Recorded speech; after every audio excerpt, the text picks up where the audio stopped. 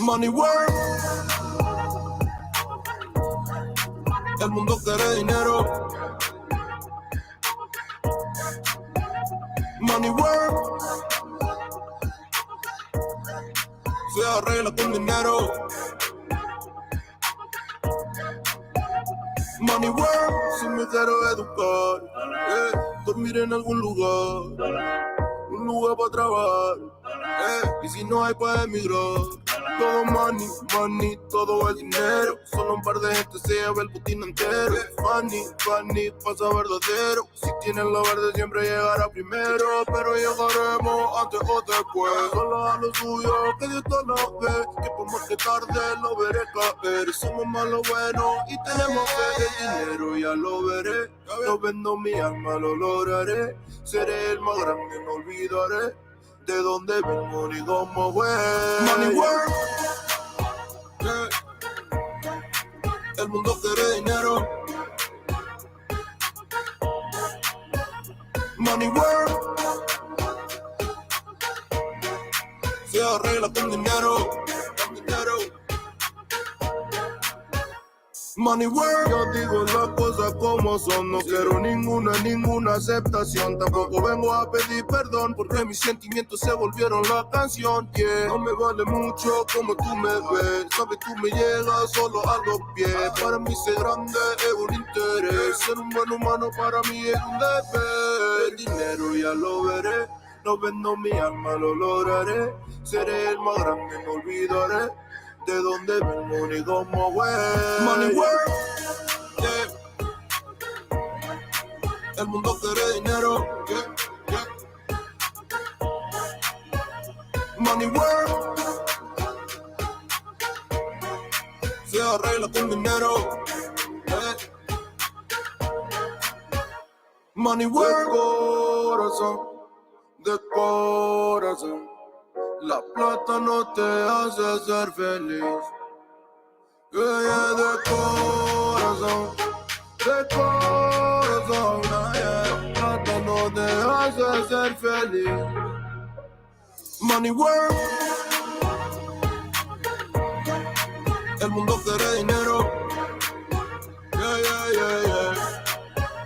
Money work. Money work. Money work. Money work. Se arregla con dinero. Money work. All right, microphone check 1, 2. DJ Torch on the 1 and 2. We're going to keep it rolling. We're going to start on a good note, a positive note. I won't say a good note, but positive. The Eagle season is over. Let's hear the quarterback, Jalen Hurts. All right. I want everybody to hear what a true good black man sounds like and a true good black man with discipline sounds like, which isn't the manosphere. Here we go. This team collapsed.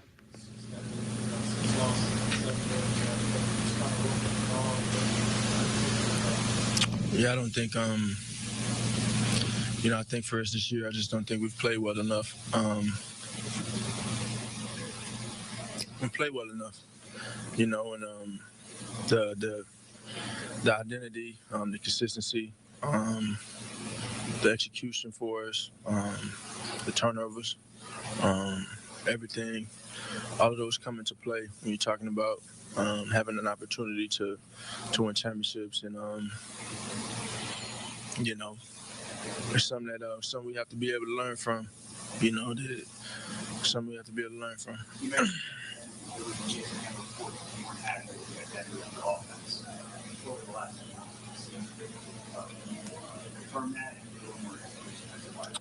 I think just where we are as a team. We've had a ton of opportunities to do great things, and we haven't taken advantage of them.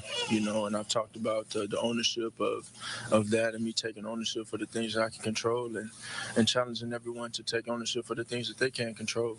And for us to put the output that we want on the field, obviously have the results that we want, and have the opportunities we want. It takes consistency in that. That's Jalen Hurts. Very stable, very focused, very professional. he was online and saw the manosphere, he'd be disgusted. And they'd end up attacking him because that's just what they do. We're going to move forward. We're going to move forward with another positive role model in our community. This NFL star's mom used to put on full pads and helmet and tackle him. When Lamar Jackson was just 8 years old, he tragically lost his father and grandmother on the same day, leaving his mother. Wow.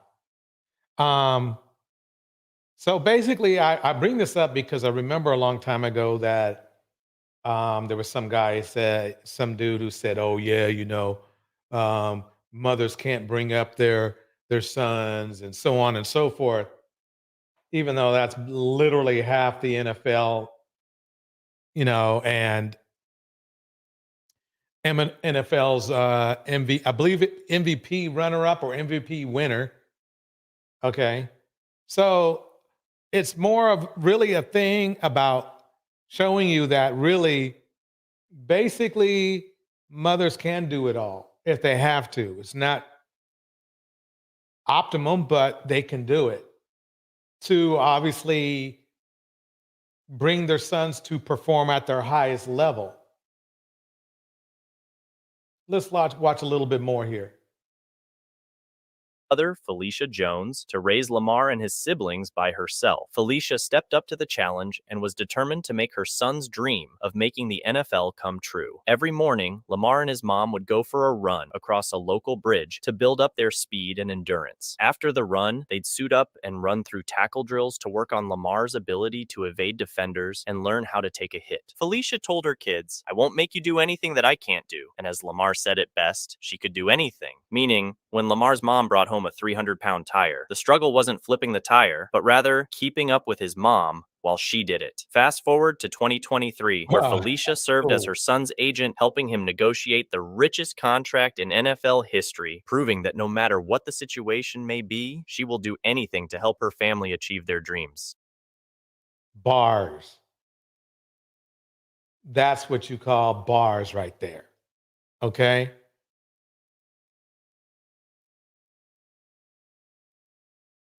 Nothing more you can say. That's just a wonderful thing. Lamar is who Lamar is because of his mother. Sadly enough, his father passed away.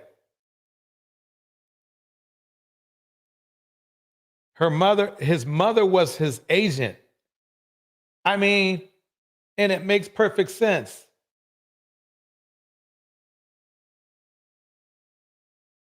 It makes perfect sense. Marcy in the house. It makes perfect sense. So all those myths you get, those red pill myths, are just that, myths. Yes, it's easier when there's two parents.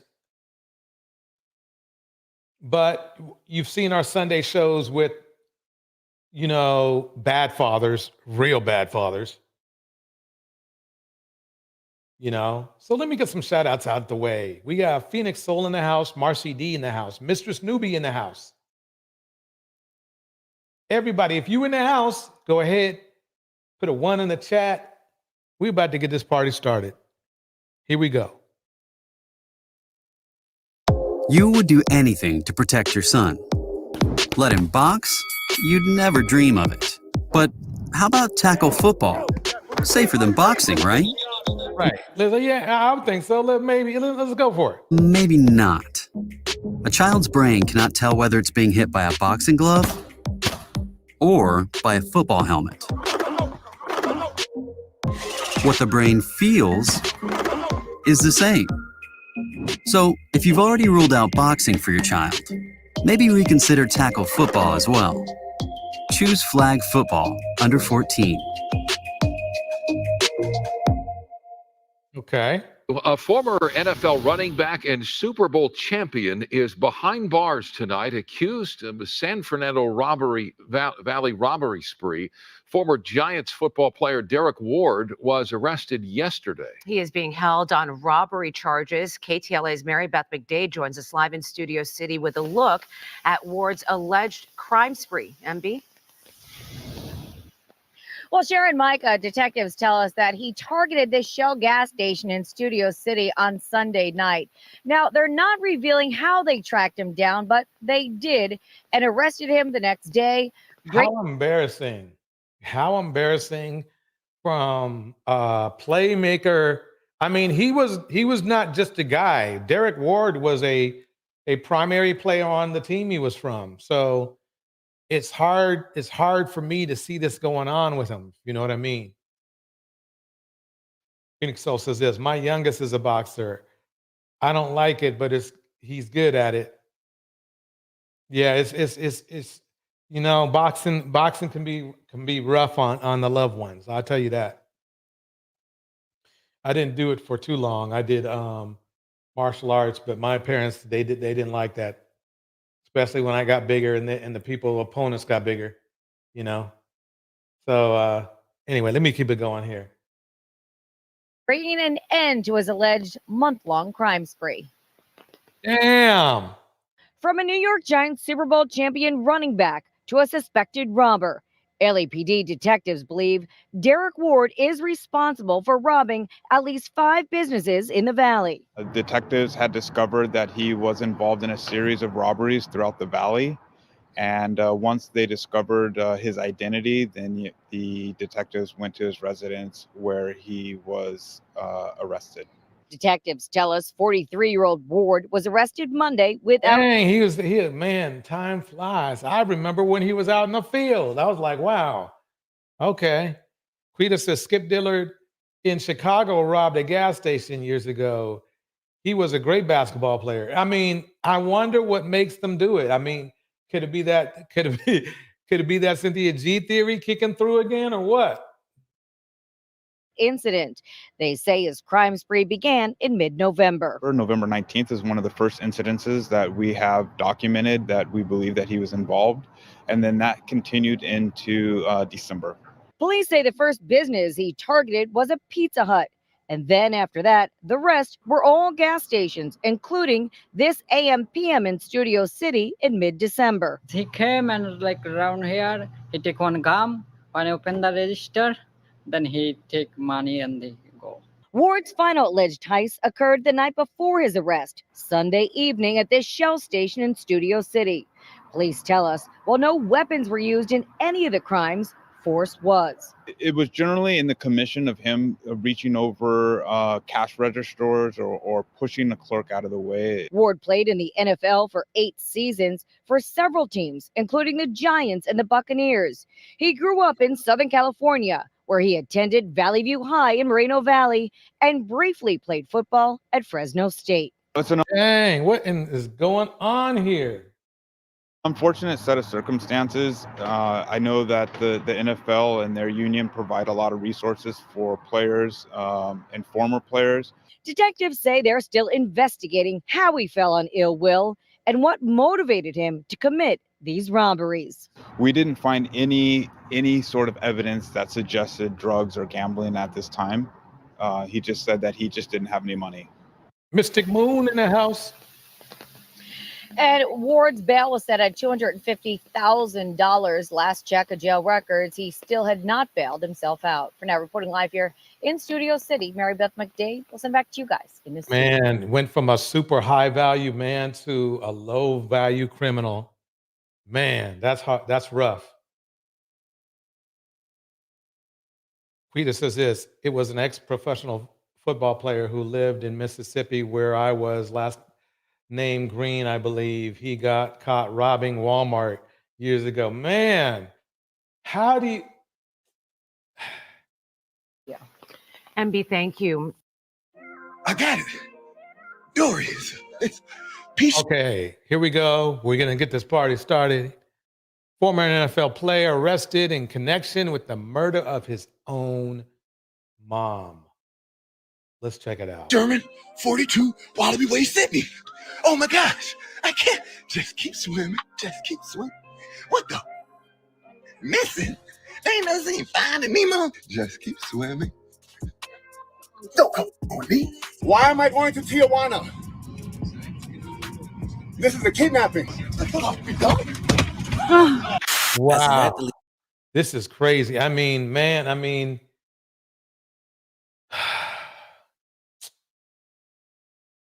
why, oh, why? Why am I going to Tijuana? This is a kidnapping. As an athlete, a coach will tell you to control what you can control, meaning to focus on your job to the best of your ability and trusting in your teammates to do their jobs as well. Don't worry about the refs. You can't control the refs. Just play discipline, stay focused, and never lose composure. I always You can say use that advice in life any time of the day. that football is a great allegory for life because as an adult, it's a constant struggle to control your environment. But what happens when it feels like you can't control anything? When damage to your brain takes away your ability to control? When you can't control yourself, can't control your actions? Like, what happens then? When you retire from the game and you start hearing voices, or when the nicest guy in the world suddenly changes in his 40s, his life falls apart, and then he decides to end it. Control what you can control. I really believe in that, but I also believe that some things are just beyond our control. Ex-NFL safety Sergio Brown has been in the news for weeks with a story that gets stranger, darker, and oddly Damn, more. and oh my God, it's just crazy. From gridiron heroes to menace to society, you know, it's sad. Mr. Snoopy says this: men can't handle societal pressures, but expect women to let them lead? Not. Familiar with every passing day and every new piece of information. It was initially reported that both Sergio and his 73-year-old mom had both gone missing. Miss Myrtle Brown's sister and other family members have been reaching out for days via text and phone calls. Sheila Simmons, Myrtle's sister, so Sergio's aunt, said it wasn't normal for her sister to just not answer the phone. So after a few days had passed and she hasn't heard from her sister, needless to say, she started to get very, very worried. So other family members reached out and nobody could get a hold of her. So Sheila drives out to the house and things seem out of the ordinary. On September 16th, a missing person report was issued for Miss Myrtle. And that same day, her body was found in a creek behind her home. She had been badly assaulted. And the medical examiner's office determined that she'd lost her life due to injuries from the assault. So after that, it's assumed that she was then thrown in the creek in a very poor effort to cover the whole thing up. But like, who would do something like this? It has to be the FBI that came into my house on Bob Marley's death day, which was 5/11, Agent Gas, unwarranted. They kidnapped me twice. No, why? How do you? He's either crazy or kidnapping. You just committed a deletion, and you want to say that people are kidnapping you because they're taking you into custody? That is just weird. From home, the Maywood Police Department, right? Chris Football did it twice. Aaron Peppers was there the second time that it happened. It had to be the FBI or the Maywood Police. I thought my mama was on vacation in Sinaloa. That's fake news. Get the f my goddamn face. She retired. You want to come to me? The Maywood Police got to give me money. FBI had to do it. They got the power to do something like that. What the f is going on? That's fake news. I don't know what he's saying. I don't know what he's saying. For weeks and weeks after Miss Myrtle's tragic murder, Miss Myrtle's son Sergio was still missing. But he'd pop up from time to time on these weird videos, just strengthening the suspicion that you probably already have. In the world of medicine, CTE is a relative newcomer. In football, we just learned about it 10 to 15 years ago. Here's what we can say. It's a progressive degenerative brain disease. CTE can also result in significant aggression and lack of impulse control. As it progresses throughout your... Oh my God. So think about it. Already Cynthia G says that my fellow men have an issue with impulse control. And if you got CTE, that makes it even worse. Ouch. Your life can cause problems with cognition, problems with mood, problems with behavior. And the number one thing is changes your personality. 14 years ago, Sergio was a starting safety for Notre Dame, but today he doesn't seem to be quite the man he used to. The undrafted free agent never stuck on a roster long before an undrafted player built out a solid career. He last played for the Bills back in 2016, and after that, just kind of disappeared for 6 years. Then about a month 2016, ago, he looks older than me. Damn. Sergio and his mom go missing, and his mom is found in the creek. Then a few days later, Sergio pops up in Mexico and recorded one of the strangest videos you'll ever see. It has to be the FBI that came into my house on Bob Marley's death day. When the police reviewed the footage of the neighbor's doorbell camera, time-stamped shortly after Sergio's mom was killed, they saw Sergio with a big bonfire and later found out that all his mom's clothes had been burned. From the pictures that we have, man, she seemed to really enjoy putting these outfits together. You know, the lipstick, the purse, the accessories, the details of the outfits is on point. So it's pretty clear that this was something of significance to her. So ignoring everything else and zooming in on the fact that they burnt all of her clothes just makes you kind of feel that this was deeply personal. That could be definitely why he threw in the line saying he thought she was on vacation. Maybe he thought that he could convince people that she'd taken the clothes with her. At this point, it hasn't been proven that Sergio was the killer, but it's not looking good. No, it's not looking good at all. Let me go on cam. Let me cam up. Here we go. Yeah, this is not looking good at all, one bit. Should I cam? I guess I can cam up. Okay, here we go. Look at him. He looks all okay. Let's see. Now, when the family showed up, look at how old he looks, though. I mean, he's in his 30s, I guess, right? He looks old as heck. But it's not looking good. Now, when the family showed up looking for Ms. Myrtle, they told the neighbor that Sergio wasn't himself the last few months. He was actually, quote, out of his mind, which could be a detail that's really important in this case. So if you're wondering why I'm covering this like a CTE case instead of just a crazy murder case, it's for multiple reasons. Like, I know I'll get accused of just jumping to the CTE conclusion every time an ex-NFL player do something crazy. But I mean, yeah, bro, we've seen these odd videos before of guys trying to convince us that everything is fine, but everybody watching the video knows one thing. And that's that something is terribly wrong. And then the quote from the family saying he's been acting out of his mind for the last few months. While that's not 100% proof, it's very consistent with other CTE cases. The number one thing is changes your personality. So if you've been paying attention, there's definitely patterns to observe. But to be fair, it's unclear at this point just what kind of person Sergio was before all of this happened. So it looks like a CTE case, but that remains to be seen over the coming months and years. The court case will uncover a lot of other details, and while you can't confirm CTE until after a person passes, there has been progress made in developing a test to diagnose CTE amongst the living. That would be interesting and very helpful. Seems to fit the bill, but other ailments exist like bipolar disorder and things of that nature. CTE can cause those issues, and if it doesn't cause them, it can make existing issues worse. It's also obviously possible that CTE or another disorder has nothing to do with this. There's definitely a possibility, but based on what we know now, the drastic change in behavior suggests that something's going on there. Rest in peace to Ms. Myrtle, man. I cannot imagine like what that family's going through trying to decipher all this stuff. It's that dark side of football that gets real scary. Right. Big update. It looks like right now, it looks like the Detroit is eating the Niners lunch. I'll tell you that. That's good, bad. But back to this. Here we go. Bro. And it happens more often than you think. So the first clip that I've been playing little bits and pieces of is Sergio in Mexico, where he apparently fled. After his mom's passing, he seems to be evading the law, but if you look at him, he seemed like he's just chilling on vacation. In this clip, you can see Sergio telling his side of the story, or his version of what happened to and you can tell he's plastered. You can tell he is plastered. Mother. The most shocking part of the video is not even the story that he seems to be just making up as he's going along. It's the lack of emotion he feels when talking about it. Like, according to Sergio, he just found out that his mom had passed, but he doesn't seem to feel anything, bro, other than death. Yeah, a strong argument. And he think about it. You bring up a child right?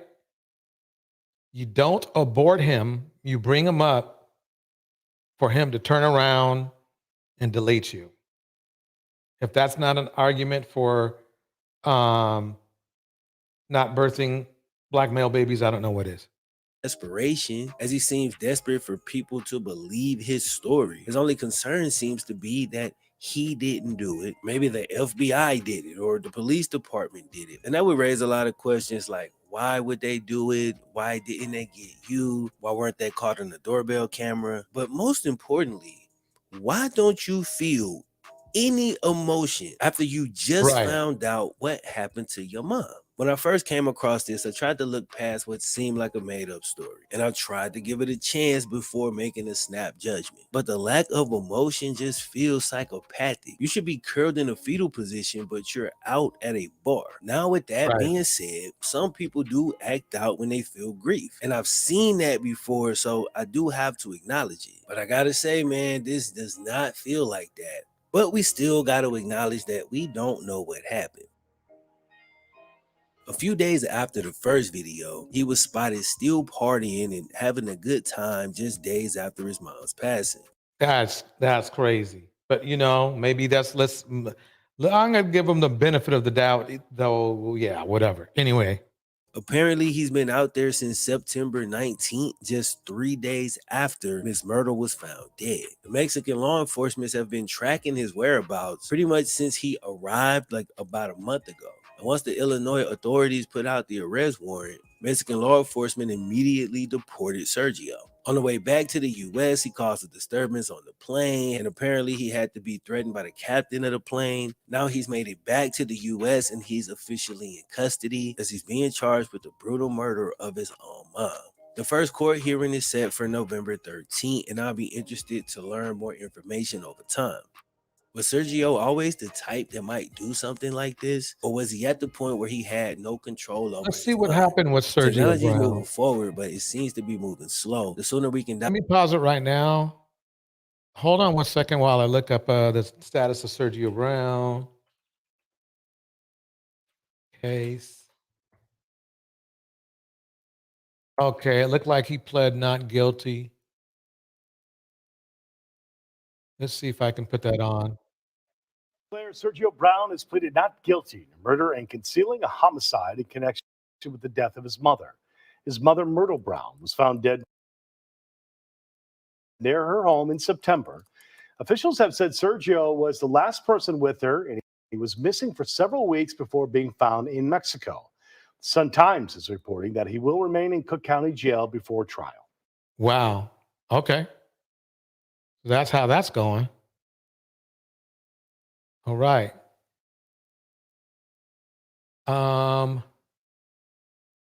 Check this out. Let me pause it. This is angry biracial, of course. Okay, let me go forward. Let's start it right here. Let's see if we have any more on this.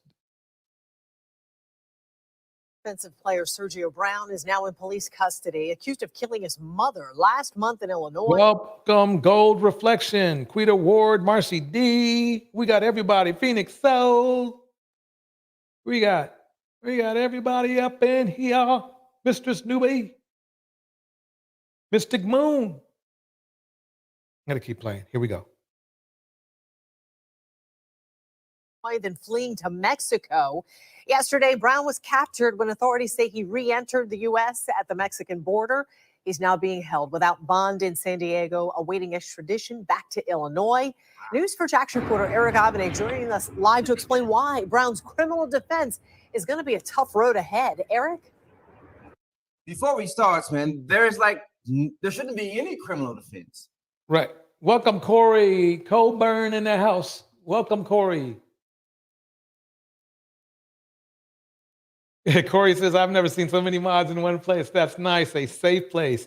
That's exactly what we got going on here, Corey. Welcome. It's good to see you. Here we go. He deleted his mother, and like she didn't say allegedly. Normally they say allegedly. Because they know he deleted his mother. There's evidence, there's proof he deleted his mother. like some people shouldn't get a trial. If you do something like delete your mother, you shouldn't get a trial. You should rot in prison for the rest of your life. Well, Joy Brown was an NFL journeyman who played here at Everbank Stadium during the 2015 season before he was dropped by the Jaguar organization for underperforming on the field. Well, now he's on a new journey through the legal system, fighting a first-degree murder charge. So he was a loser all around. They just squandered Yeah. opportunity after opportunity after opportunity. It's a very, very small percent chance to get signed on, to be a pro, athlete, to go to the NBA, to go to the NFL. This guy had the opportunity, was signed on, and because he's such a fucking loser, he squandered that shit. Pathetic, man. And now, and now he deleted his fucking mother. The only woman on this planet that was, that had his back. No one, normal mothers have their child's back and they make excuses for the child. That is so true. That is so true. I mean, basically, the thing is that really it's not only mothers, but Black women usually have their fellow men and their sons back. And unfortunately, it doesn't work out all the time. Let's just put it that way. San Diego County Jail. Brown was booked as a fugitive from Illinois who was wanted in connection with the death of his mother, 73-year-old Myrtle Brown. 73 years old, Myrtle Brown. Say her name. 73 years old. And he deleted her. What an entire piece of shit. He technically, allegedly deleted her, but we'll find out very soon. Her body was found inside a creek behind her home in Maywood, Illinois, a suburb just west of Chicago. I know I'm interrupting a lot right here, but he deleted her and threw her body in a creek like she was a piece of trash. I mean, the disrespect. Basically, yeah. Yep, he did. I agree with the angry biracial. Let's see what this man. What? There's no excuse. This goes to show. Yeah, this is just crazy. But that's not even the worst of it. Let's go to the next clip. Here we go. Yeah, I am. I am. I want you to go. This is this one right here. Oh man, it is something else. Let me tell you.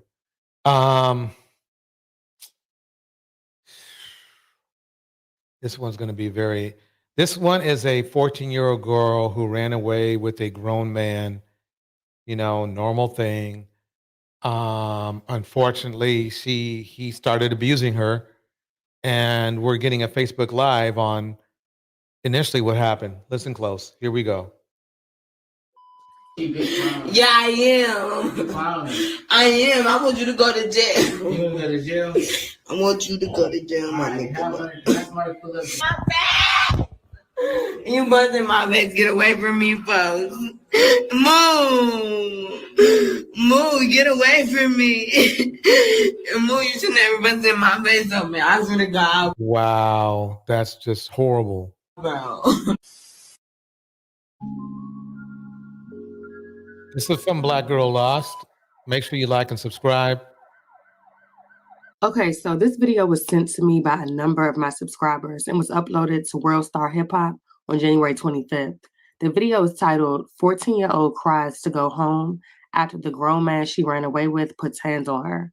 During the video, you can see and hear a teenage girl on Facebook Live stating over and over again, "Don't touch me. I want to go home. Look at my face." And she began asking several people, including someone she refers to as mom, who are tuning into the live to come and get her. Now, after combing through the comment section, I didn't find any additional details surrounding the video. However, it does leave you wondering if the police was ever called by anyone watching the live. Was her phone able to be tracked to her location? And just how long has she been away from home before going to Facebook Live? This is just terrible. Wow. This is what, I mean, gold reflection in the house. Welcome, gold. Yeah, we got to protect our little girls because basically nobody else is. Get away from me. Yeah, I am. I don't care. Get away from me. No. Get away from me. No. Get away from me. I want to go home. I want to go home. Get away from me. You busted my face. You busted my face. Get away from me, folks. Moo. Moo, get away from me. Moo, you should never busted my face on me. I swear to God, bro. Moo. Moo. My mommy's over here. Moo. My face is bust open, bro. My face ain't never been touched. You move. I don't care. Yeah, she needs to go home. She needed to go home. She never needed to leave, really. Dang, this is terrible. Girl, my face was not looking like this. My face was so pretty, bro. I can't go as I want to. It's just you a nigga, bro. Don't you never been putting your hands on me. Yes, you did. If that ever happens to anybody, please get run out the house and to the police, because you don't. Usually, what's next is not a good thing. Hey, bro. On the 5. She on 5. She was smart to turn on the phone, though, but she needed. I hope she gave the people the address where she was staying at. That's for sure. Yeah, I am. Now who gonna make? And who gonna make? And you not. And you not. Shut up. Don't touch me. Don't touch my face. No, move. Get away from me. Move out of the stage talking to Zachary, bro. Man, that's just terrible. I've heard enough of that. Let's see where there's more commentary later on. This is the saddest. Check out these comments. Check out these comments. This first person, I guess a woman, says, Madame, which is they want to be grown till it's time to be grown. There's nothing grown about getting assaulted, number one. Okay. 14 still has baby mind and he's a pedophile. That I hear that. Then this other one right here, because I don't know if you can see it. It's not very, the screen isn't very big. This guy right here, what is he saying? Product of a broke hood rat mom. Oh my God. And no father because the mom is strong. And see, this guy's a monster right here. He probably condones the abuse himself. That's terrible. Let me keep going here. Read some more of these. One guy agreed with him. This dude right here, she got ran through. That's how cold. See, the thing is this. That's the funny thing about my fellow men is that we want to be respected, but we want to say shit like this. That's a problem. That's a problem. Welcome, Bridget. That's a problem.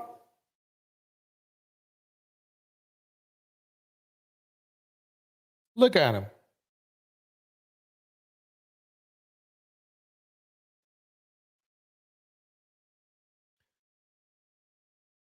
This person says, Kaiser Sosa says, World Star takes an L for even showing this, y'all. Can censor the nudity by actual crimes being recorded. Y'all should be sued. Bars. It is kind of creepy. It's not kind of, it's very creepy. How they showed that, I don't know. And why. I could understand maybe just a clip just to show the impact and to show receipts. But after that, they just kept playing it. They just kept playing it. This person right here says, how the F you let your 14-year-old run away? Her parents should be embarrassed. Yeah, they should. Trying to be grown didn't work out. Now, the funny and sad part about this is he makes no comment about the monster she's in the room with, which tells me he supports the monster. That's all I can. You want to play that omission game? Well, I'll go ahead and bite and take my assumption that you're a monster yourself by not by leaving it like that. Then somebody else, they crackhead moms probably don't still know she gone. See that? Yeah, us men, we want to be known as being respectable men in our community, but we think like this. That's not going to get it done. That's not going to get it done at all. Let me keep playing. 10 by 10, which is the size of a prison cell, by the way. Where's she from? That accent made me want to throw up a little. Man. She made me mentally underdeveloped, not the R word, due to impoverished living environment, lack of a father and lack of a maternal attention and guidance. At least that's an articulate reply. It's analytical, but notice how nobody is talking about the freaking monster in the room. That's the elephant in the room. Nobody's talking about the freaking monster in the room. That's crazy to me.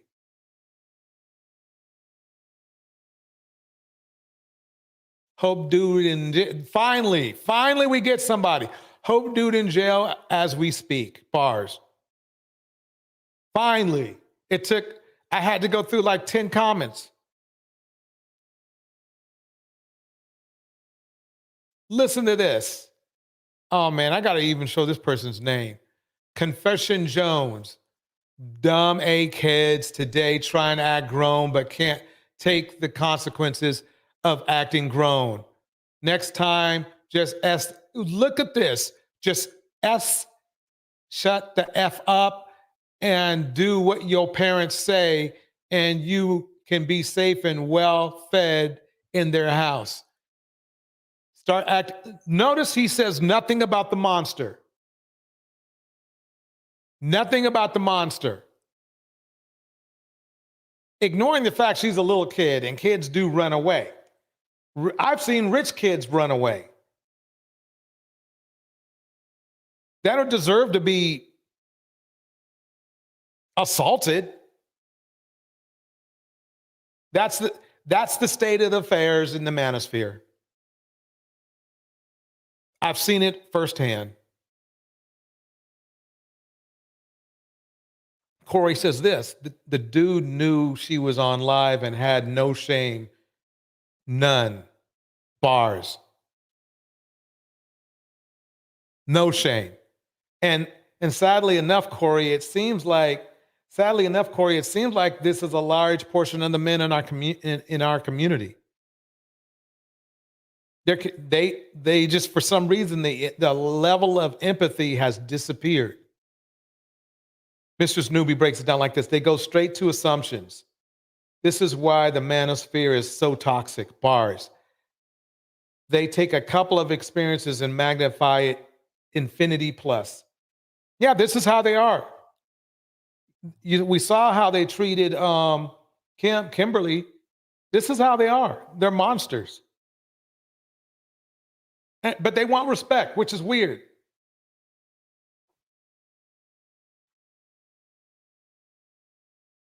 But she right back over there. Nothing about the monster. Out of these 15 comments I've read, none about, wow, that guy's a real monster. He needs to be in jail. One comment, that was it. This guy, that traitor N-word from 300. Too young to be making grown-ups decisions and moving this fast.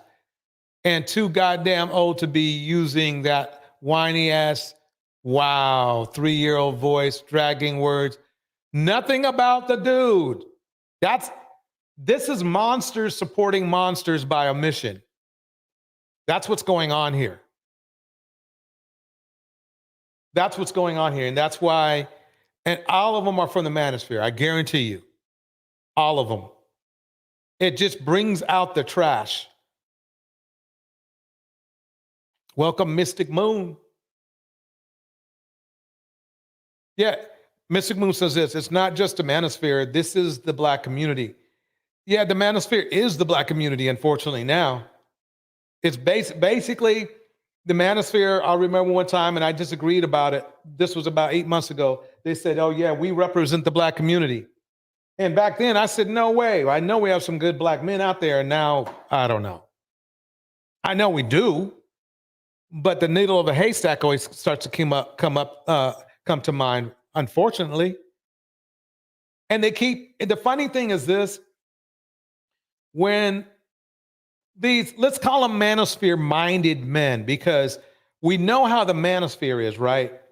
And if we call them manosphere-minded men, then it's necessarily not just the manosphere. So, but we know the type of men we are talking about because the manosphere clearly makes it obvious, the mindset they are in, which is in abuse, control, and feeding their obsession. Let's put it that way. Gold Reflection breaks it down like this. I hear you, Phoenix. I've noticed I have to step back a lot in order to protect my mental health. Bars.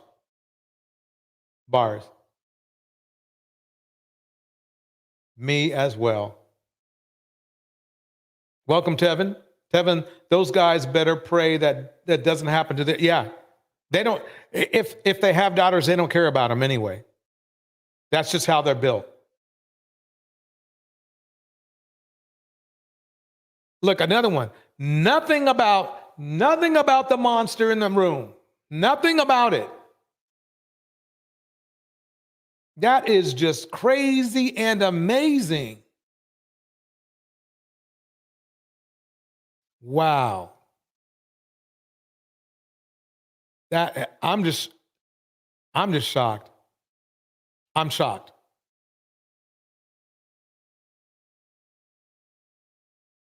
Let's break right back into our CTE portion. Here we go. We're going over Muhammad Ali.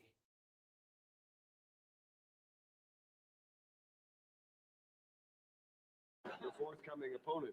Oh, you mean the Let me pause this. Bring this up a little bit. Here we go. big ugly bear? That fella's too ugly to be the world's heavyweight champion. I'm not lying. He's too ugly. I mean, let me go back. I have to go back to this. Mystic Moon, you are so right. Again, this is the black community. This is a little girl.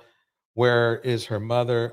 I think no one says anything about the monster because it's acceptable behavior. Yep. Exactly that. And nobody's going to check them either because, that would be snitching. That would be snitching. It's sad. It's very sad. It's very telling. Let me drop the link just in case somebody wants to come up.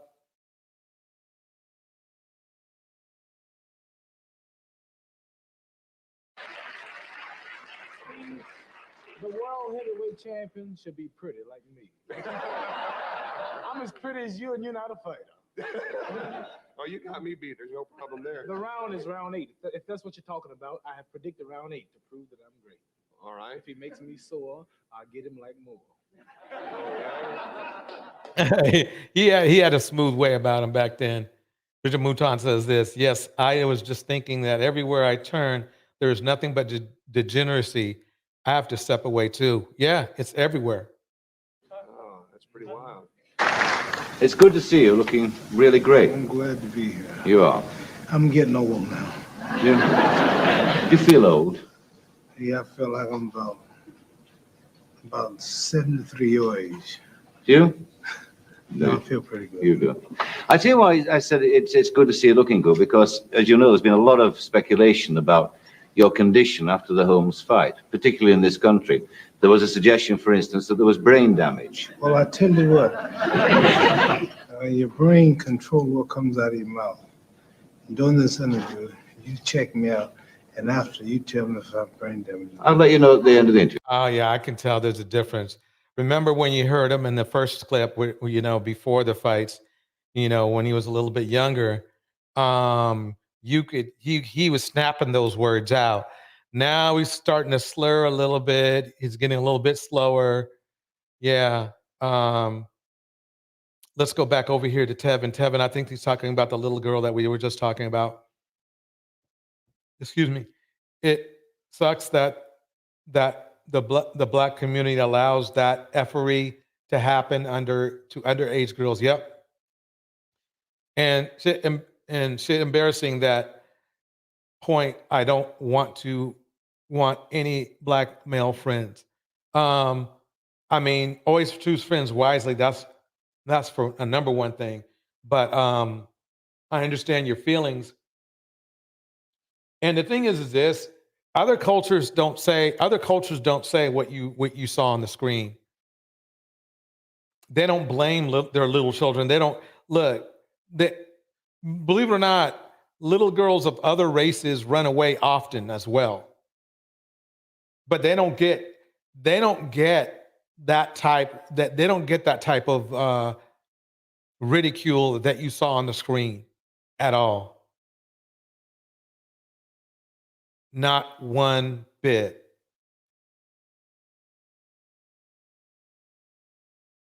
They might have snitched because that too. Let me keep playing this. Should I? I went to a place called Mayo Clinic. It's the world's best clinic. And there were reports about me of brain trouble, kidney trouble, and speech defects. So I went to Mayo Clinic and got a physical. Stayed there about 2 days. And we 100% checkout. So all of these local doctors and one-horse town doctors can pack up because I got okay from the best clinic in the world. You hope not. It has affected your movement. Man, okay, let's keep going. It has affected your speech. It has affected your facial expression, but it has not affected your mental capacity. Does it bother you when you hear people say, as they do, Muhammad Ali's punch drunk? I didn't drink that much. Does it bother you when people say, No. you know, you should have gotten out earlier, you're sick as a result of the punches? If I thought if I did. Oh my No God, courage, that's just heartbreaking. I mean, remember, it's different if he was just one of these dudes that couldn't speak in the first place. I mean, I guess almost any guy on Kendra G's show, but to see how he was very articulate, wise, and smart with his words when his brain was healthy. Now it's like, wow, it's sad. Corey says this: I don't recall anyone saying bad things about Ali in the later years of his life. The brain damage slowed him down. But do you think it speaks to his character that he still is known to be kind? Yes, it does. Good point. Good point. I've been around longer than most, and I never heard anything negative about him. You know, that speaks volumes. That speaks volumes. Yeah, that doctor lied to him. Yes, the doctor didn't tell him right. I think the doctor knew it was over and maybe wanted to make him happy. It was, yep. You wouldn't come on here? No, because I'd be worried about what you asked me. When you look at the old pictures of the fast talking, fast moving. You show me a picture of me. You show me a picture of you and myself, and we look much younger then. Things change. Wow. Does your present condition upset you? Does it bother you? Only a trial from Allah. God tries in wealth, tries in pain, tries in failure, whatever. So I don't know what he's in store. You view this as your trial then? Yes. How are you passing? I'm so glad I didn't pursue boxing. That is for sure. The success, Are you matching the trial? You up to the challenge? I'm doing it right now. coming on your show, Welcome, Ellen. facing you. Make it sound so hard to do. And I started not come. Why? Because I realized I'm not healthy like I was. I realized you'll ask questions like you're asking. But my pride would make me say no. But and the whole of Man, I said, feel so bad for him. Let me go and check and see. That's a good question, Corey. Let me find out. Was rain? Rain.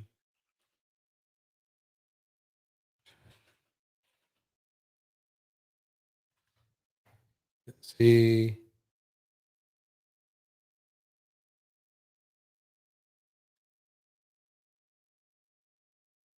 Looks like he had Parkinson's disease. Um,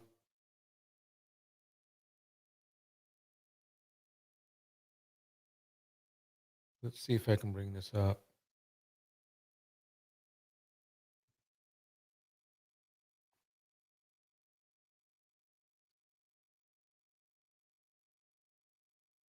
I don't see it. It's weird because I don't see anything pointing towards it being CTE, but he might have got it at a time that they didn't.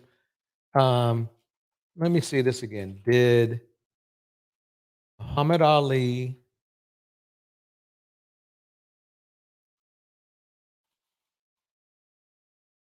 have CTE?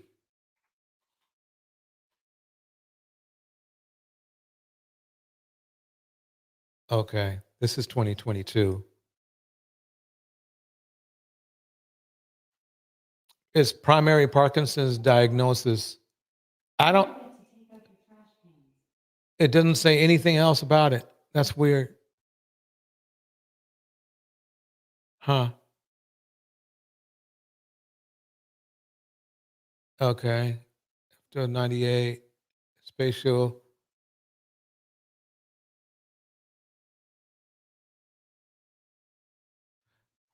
They don't know. Basically, it's inconclusive on my end.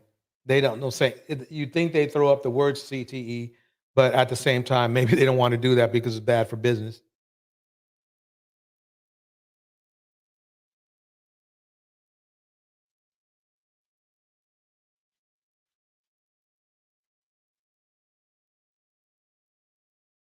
Wow, that was sad.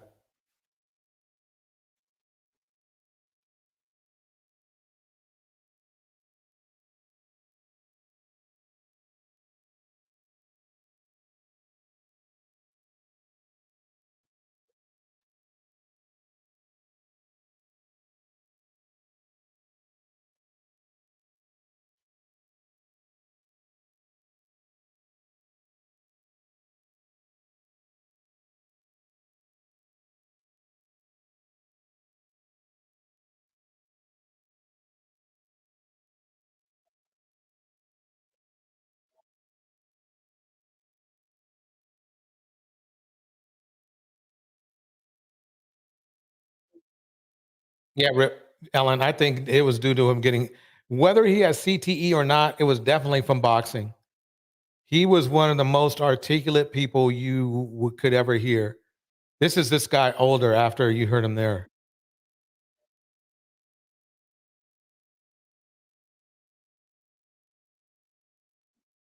Wow.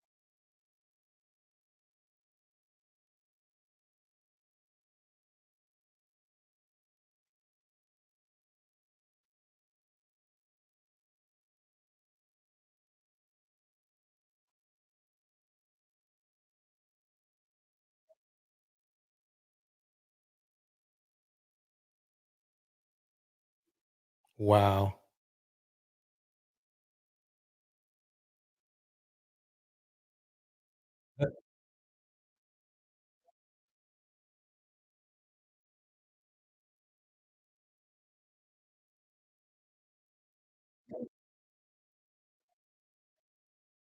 I remember him.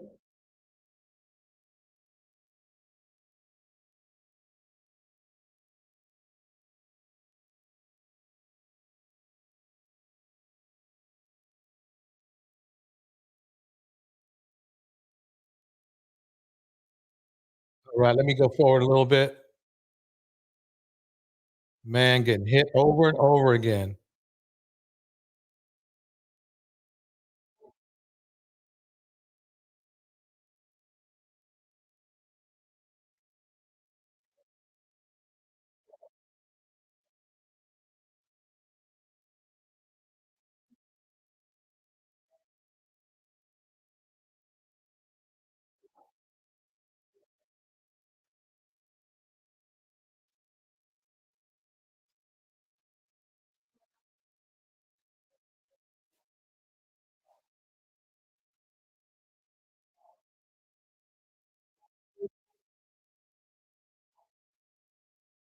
Man, that's just crazy.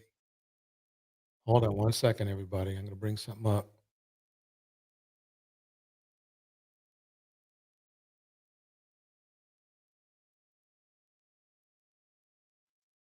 Wait, what's going on here? I didn't want to play that. Where we at? Okay.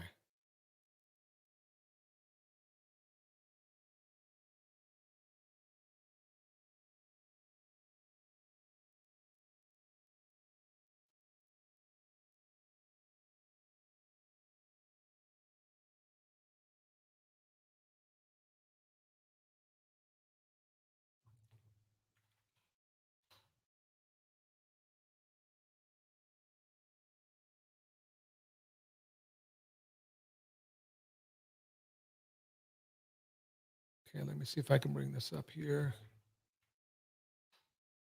Today's video is sponsored by Current. In 2010, Darren Sharper wrote, "My daughter makes me mindful So of." now this is a trick question here. This is Darren Sharper, and he's pretty well known. I want to know if you guys think his behavior is from CTE or his behavior was something that he just had in him. Here we go. Of how women are treated, undervalued, and exploited, which is why I feel compelled to take advantage of this opportunity to speak up about domestic violence. So some of y'all may be familiar with the term Freudian slip, which is named after Austrian neurologist Sigmund Freud. So basically, it's when a person accidentally states their true thoughts and feelings despite an attempt to hide them. There may have actually been a little bit of that in this statement. And if you read it again with that in mind, it almost sounds like Darren Sharper was giving us a bit of a preview of the extremely dark turn that his life was about to take. This makes me real mindful of how women are treated, undervalued, and exploited, which is why I just feel compelled to take full advantage of this opportunity. Creepy, I know, but we got to keep going. So this is a picture from August 1997. Darren Sharper attends his first NFL training camp. This is a picture from August 2016, precisely 19 years later. Damn, look at his eyes.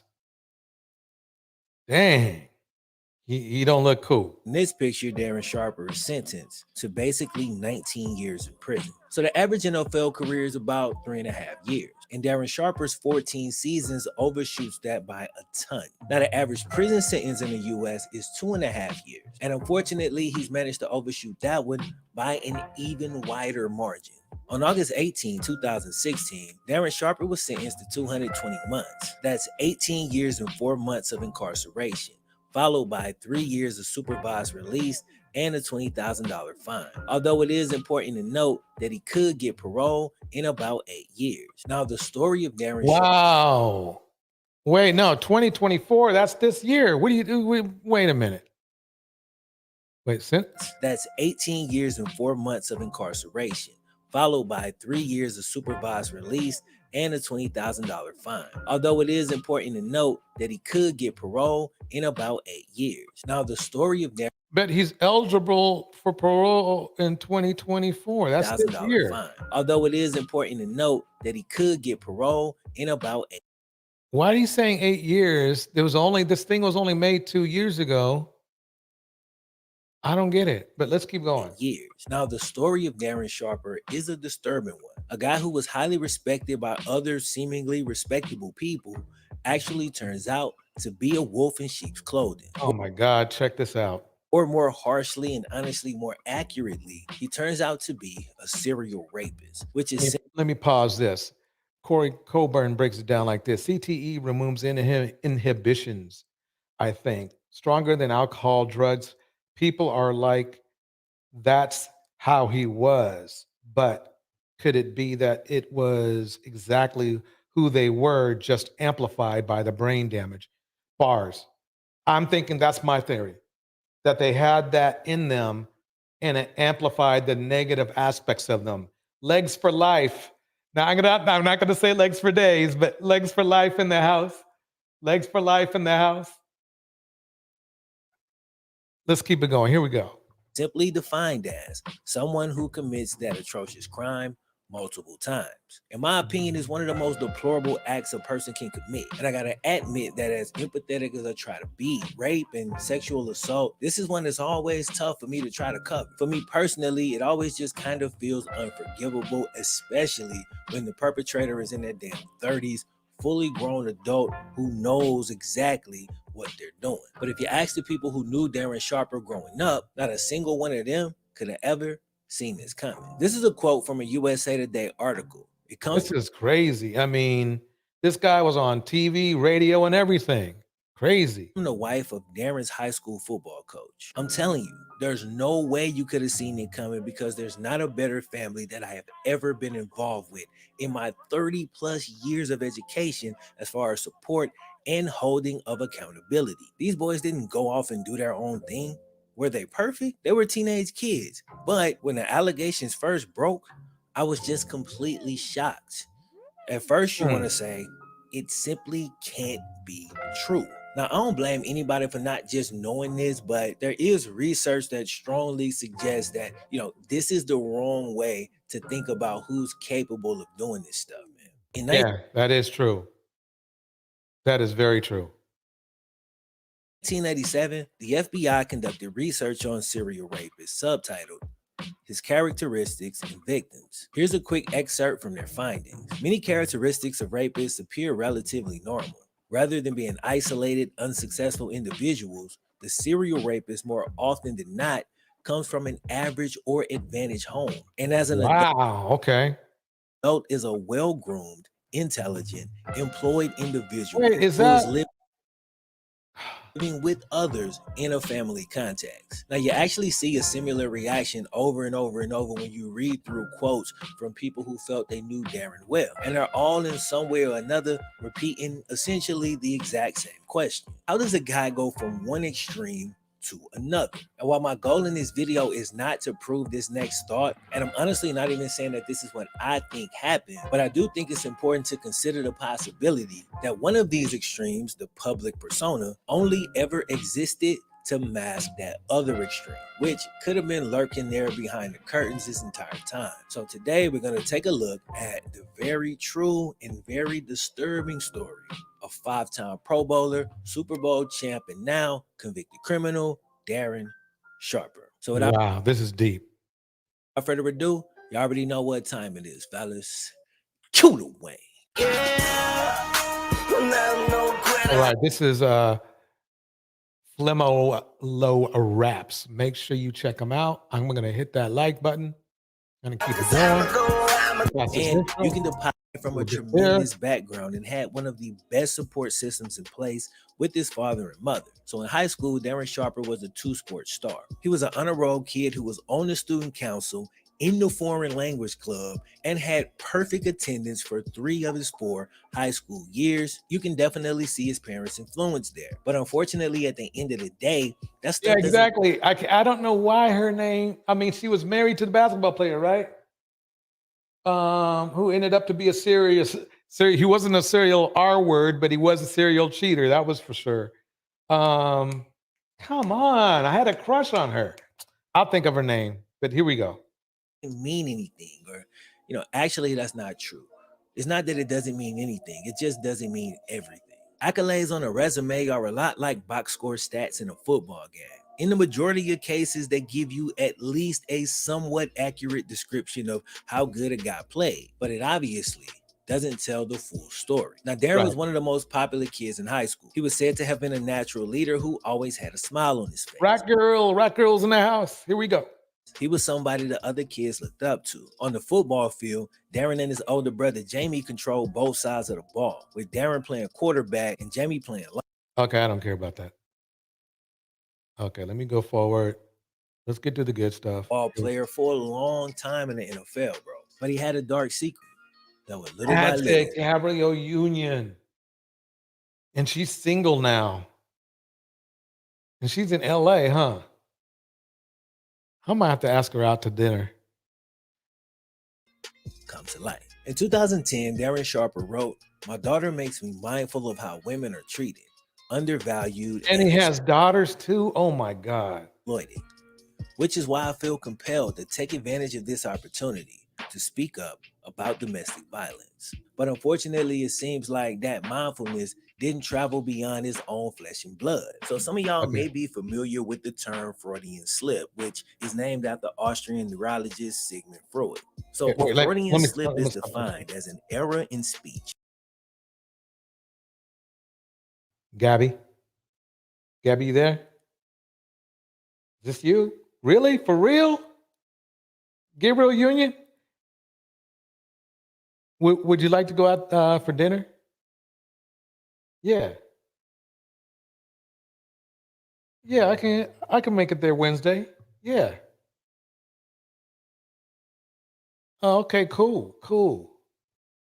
I've been thinking about you too. I'll see you soon. Okay, bye. All right, back to work. Okay, here we go. That occurs due to the interference of an unconscious wish or thought. So basically, it's when a person accidentally states their Welcome, Eat, Pray, Yoga in the house. Nobody laughs. Stop laughing. Stop laughing. true thoughts and feelings despite an attempt to hide them. There may have actually been a little bit of that in this statement. And if you read it again with that in mind, it almost sounds like Darren Sharper was giving us a bit of a preview of the extremely dark turn that his life was about to take. Check it out. This makes me real mindful of how women are treated, undervalued, and exploited, which is why I feel compelled to take advantage of this opportunity. Creepy, I know, but we got to keep going. 1 year That is very creepy. later, 2 women filed a criminal complaint against Dude, saying that they were possibly sexually assaulted after passing out at dinner. Uh-oh, it sounds like that Diddy stuff. It sounds like that They Diddy became stuff. concerned when they woke up to find that their underwear had been removed. One of the women spoke about being oh my, what did they do? Did they go to the Diddy school or did he go to, what's the name of it? Man. Yeah, he went to the Diddy school. Here we go. in and out of consciousness. And every time she woke up, there was either someone sexually assaulting her or about to. I actually remember reading this story back in the day and I found it very weird. Like, why does she keep going back to sleep? As Darren's story continues and you realize that a part of his MO was actually drugging the women, all of a sudden it all makes perfect sense. And there's really no telling how long Dude was actually using these weak ass tactics. Now, according to the story, the 2 women were Corey sees single as a Pringles, but I don't know if you can eat one. Let me were keep this going. supposedly taken to the hospital where they underwent examination. But unfortunately for them, nothing ever came of it. And according to some articles, there's records that indicate evidence that the detective or detectives in charge. Okay, I didn't know I was gonna get roasted. Oh man. Okay, that's what I get. That's what I get. That's what I get. Okay. Let's get back to this. Perhaps most here we go. Charge never actually sent the rape kit off to be examined. According to the police this is a huge problem here. And police departments are good for this. They don't send out these kits, the R-word kits, after they've been given. It's like no R-word kits. That just shows you the cover up they're willing to do. That's sad. And it's funny because you would think they would want to send the kit out. They would want to send the kit out to they would want to send the kid out to make it clear that it wasn't him. But notice if they don't send it out, they're really implicating him as being, they think that he did it. That's the interesting thing. Marcy D breaks it down like this. That monster won't be touching grass until 2028. His sentences are running concurrently. Good. He used drugs to rape women, these women, and there are at least 16 victims. I hope he's washing Bubba's socks. Oh, man. Yep, I hear you. Records that indicate evidence that the detective or detectives in charge never actually sent the rape kit off to be examined. According to the And police that's why women don't report, because it almost seems like sometimes there's a crooked part. You know something? I think our kids shouldn't even be in charge, should not be done at police departments. There should be just like some type of a clinic or some location where it's extremely neutral that it gets done. Nobody can tamper or nothing. That's what I'm thinking should happen, should go down, is our kids are not even done at the police department. If it's just not done there. It's just not, the police don't even deal with that. It should be, it's a medical procedure anyway, when you think about it. So you would think that it would be done elsewhere. Let's just put it that way. Here we go. One officer wrote, he said the nurse told him she didn't find any evidence of sexual assault. But in a later interview with CBS, that same nurse said she would never say something like that because that wasn't her role at the hospital. See what I mean? See what I mean? The police, let's just put it, law enforcement can be a double-edged sword at sometimes, you know, in many different ways. And I think really, quite honestly, a burden should be taken off of them. When it comes to, I mean, they have to do the evidence thing, we know that. But as far as like our kits and stuff like that, it's just, if an officer likes, or even a sergeant likes the person who's accused, it's kind of like, it's kind of too, it gets too fishy. It should be sent off to somebody to a legal firm, to a legal medical firm, a legal firm and a medical firm that does this for them. They don't even have to worry about it. And the burden's lifted because they cannot be accused of supporting somebody they shouldn't be supporting, because it's done elsewhere. You know, it could be the same people doing it. They just don't want to do. They just won't do it under the police department. If you see what I'm saying. Let me keep going. Make of that part what you will, but there's more. So only 5 days after the accusation was made, which was remember now, if they did the R kit and he was guilty, he could have been off the streets a long time before this. A long time before this. That's what bothers me. It occurred, by the way. The Miami Police Department that was over this thing completely closed the case. All right, open and closed case. You got nothing. It's over with. Now, while there's no evidence that Darren fully went through with it in that particular scenario, it seems that this may have been when things really started to turn dark. I mean, who knows how long a person lives with these dark desires before they snap and decide to actually act on them? But this was only 1 year following Darren's retirement, giving credence to the old saying that an idle mind is the devil's workshop. Y'all remember that one? Following that 2011 allegation, Darren stayed out of the news for about 1.5 years. Dang, okay, at least he did that. But during that time, he worked as a TV analyst, most notably now, remember now, he could have stopped right now and then got away with it. The Rat Girl breaks it down like this. These are Torch and Friends Network. They tend to be predators and abusers themselves, so they aren't going to do the work to catch anyone. Bars. Well, yeah. Why? Birds of a feather, basically. NFL Network, a job that he was eventually fired from because of the portion of the video that we are soon about to get into. So like I said, he managed to stay away from any negative press for about 1.5 years following the 2011. Corey says this, in my state, you can give money to help alleviate the R kits in backlog. Wow. It's sad that there's a backlog at all.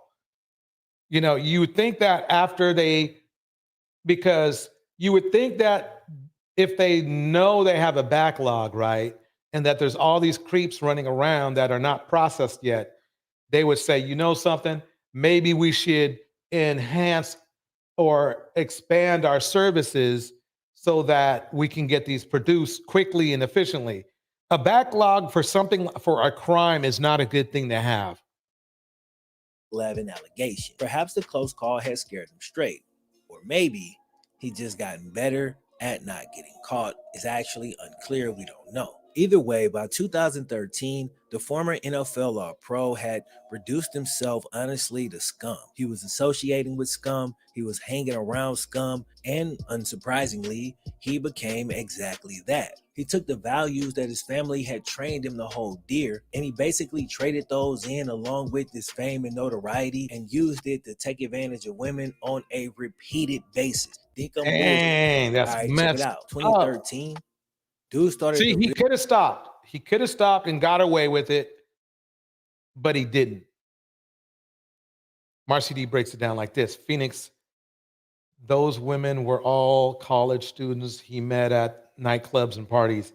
He even had a friend or two get in on the degeneracy. That's terrible. And it still happens a lot in college, by the way. really ramp up the scumbag behavior. He had not one, not two, not three, but 4 accusations in 1 year. 2013. VM in the house. VM in the house. Nah, here go the rundown. On February 2nd, 2013, Darren Sharper allegedly helped drug a woman who was working as a model at a pre-Super Bowl party in New Orleans, and she was consequently raped by Darren Sharper's friend. August 31st, same year, 2013, Sharper allegedly rapes a different woman in New Orleans. The very next month, September 23rd, 2013, Darren Sharper allegedly drugs 2 women in New Orleans and rapes them with his accomplice, Eric Nunez. My God. I mean, that's creepy as hell. That I myself, I don't think it's a result of CTE. Now, there's more information attached to this one. Here's how the story goes. Following the Saints' victory over the Cardinals VM is in the house.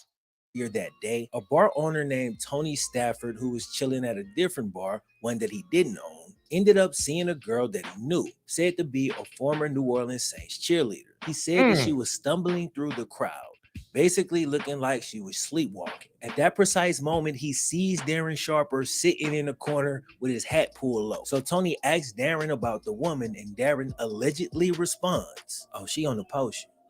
She's ready." As he gets up and prepares to take her to his apartment. So he got so comfortable with it, he was telling everybody. That's crazy. Shortly after that, Darren grabs her by the arm and, escorts her out of the club. Tony later said in an interview that Darren wasn't going home with a woman. He was going home with a zombie. And Tony decided he couldn't look the other way, so he called a friend who was a deputy. Now, I got to pause the story right there because... You got to hear, this is crazy. This is crazy. Listen to this. Imagine how dire the situation must have looked. Again, Tony Stafford owns a bar. He see this type of stuff all the time. He see drunk people every single day. He see them leave with people every single day. But this particular night, she was so out of it and it looked so weird and it just hit him wrong. You know? Yeah. I'm glad at least he had that moral value. The Rat Girl breaks it down like this. Remember, males of all stripes have been taught by patriarchy that they are entitled to women's bodies. Bars. I'm saying, to the point where he was like, I got to do something about this. So he calls the deputy. All right, back to the story. So Tony picks up the phone, calls his friend who's a deputy, and he convinces him to go to Darren Sharper's apartment and just check out the situation at least. According to the story, the officer actually does it. He goes to Darren Sharper's house. When he gets there, he actually catches a glimpse of the woman laying on the bed, completely passed out. But when he tries to intervene, Darren pushes him back, saying, and I quote, "Dude, I got this. Y'all go home. Everything's fine. I'm gonna bring her home." What do you think happens next? Man. The officer leaves. Here's the deadbolt locked behind him, according to him. The next morning, the lady wakes up. She sees a lot of missed calls and text messages from Tony, I assume, because the first thing she does is she calls Tony Stafford, the dude who called the police officer in the first place. When she calls him, she's crying. She wakes up and there is Darren Sharper, completely unclothed. And we know his MO at this point, so we know what has taken place. Damn. That's evil. That's evil. But I guarantee you the manosphere would defend him. Is in tears, but she can't. Because what? They defend everybody who's degenerate. They defended Tory Lanez, R. Kelly. They're silent on Diddy, but Diddy has so much stuff, so they decided to be silent on him, right? But you know what's funny about it? You know what's weird and funny about it? But they go all in on Rhoda. So all these dudes that have done disgusting things to women, they have they're at most they're silent. Okay? But when it comes to Rhoda, who really didn't, like I said before, like I said in a post, it's funny to me that they're getting these same guys who are going to vote for a guy who scammed people out of millions are getting mad at Rhoda for $32,000, $42,000. Let that sink in. Same guys. Let me say that again. I'm sorry to go off on a tangent here for a minute, but think about it.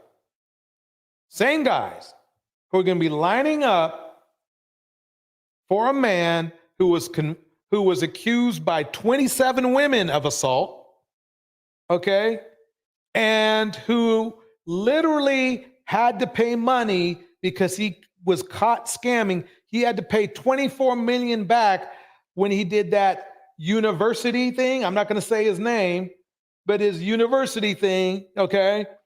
And then he scammed numerous contractors out of millions, not just thousands, millions of dollars, and they're going to vote for him. My thing is this. You want to be mad at Rhoda for let's say, per se, her hustle, right? But a dude who literally took money out of neighborhoods in the millions, oh, you're cool. You're going to go vote for him. Dudes, you got to let that. I'm sorry to go on that tangent, but it just makes no sense. I don't know if I'm not mad. It just makes no sense. You know, the red pill loves that dude. They're going to go vote for him. He's done scams that, oh my God, so many people would be in prison for right now. But they turn around and they get mad at a little, in comparison, at a little piddly $43,000 so-called scam that we don't really know is a scam yet because the evidence hasn't been released yet, which is very interesting to me. We will be talking about that later, though. We'll talk about the Rhoda thing later, but I'm just bringing that up. That is some weird stuff. Anyway, back to Darren Sharper and his creepy self. Remember anything that happens. She just feels, she feels really terrible. Darren Sharper right there. Basically, passport bros go out and they get scoped, from people abroad. Meanwhile, we have dudes over here in America scoping women, basically. Let's just call it scope. That's probably, it's either some mix or some variant of that. I know some people will say, no, it wasn't scope, it was this or that, but let's just call it scope for now because it's easy. Everybody knows what scoping is. Doing this dirt right under the police officer's nose. A terrifying story, but there's actually an even darker twist to it. See, the real reason the officer didn't do anything is because he was Darren Sharper's friend, not just any friend. So in the first reported incident... Okay, so the officer was Darren Sharper's friend. I guess the bar owner didn't know that. I guess he didn't. That is just a shame. Or he thought that he had enough respect for the officer that he would at least, you know, do the right thing. But this is why our kids cannot be processed in a police station. They just can't. It's almost like no, you just can't do it. There's got to be a separate location for it. A separate location. And it may need to even be, I don't know, it needs to be a separate location. Let's just put it that way. It might be even out of state for all we know. 2013, when Darren allegedly drugged a woman who was working at the pre-Super Bowl party in New Orleans, and she ended up being raped by one of Darren's friends. Well, that friend is this cop. Wow. Man. That friend was named Brandon Licciardi, who happened to be a deputy. The same exact deputy that showed up at Darren Sharper's house the night before he literally, assaults, for lack of the other term, because I just don't want to keep saying it, this woman, man. So basically, even though Tony was trying to help, he ended up calling the guy who was in on the thing the whole damn time. Now, damn, he basically called the assailant in. Damn, that's messed up. The rat girl breaks it down once again. She says this: Black men can do no wrong. Remember, whatever they do is okay.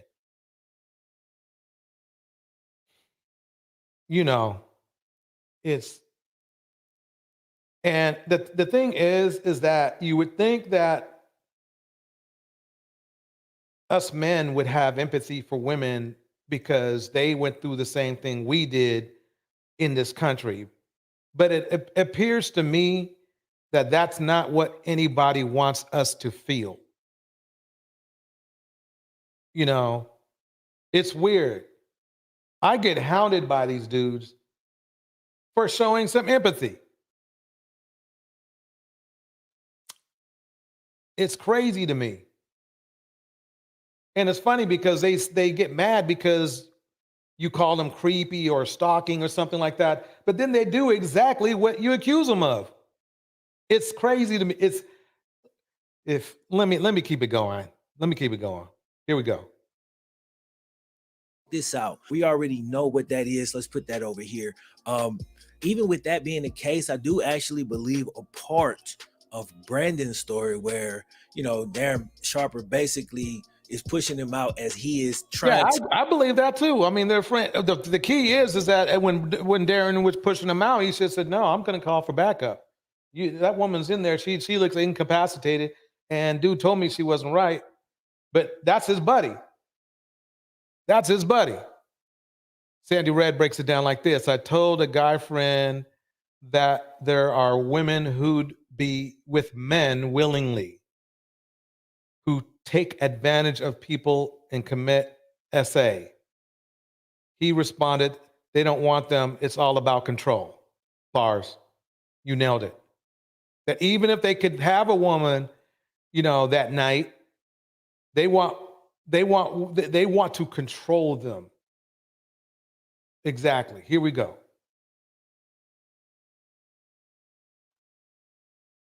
To somewhat trying to convince him not to do what he's about to do, even though he wasn't man enough in that situation to step up and forcibly stop him and do the right goddamn thing. I do believe he probably tried to talk him out of it, not because he thought that was just the right thing to do, but because Tony saw you take her out of the club. They're gonna call the police, you idiot, and this time they not gonna call Brandon Licciardi because he ain't do a damn thing the first time. And that's exactly what eventually happens. But I do want to say that Brandon Licciardi, Darren Sharper's friend, he did end up pleading guilty as well to, that other crime. And I don't know which other ones because I looked that deep into him. But he also got 17 years as one of Darren's co-defendants as well. So anyway. Damn. So he went down too, like he should. See, people are crazy, dumb and crazy. The thing is that when you commit a crime with another person, everything they do and everything you do is all put in one pot.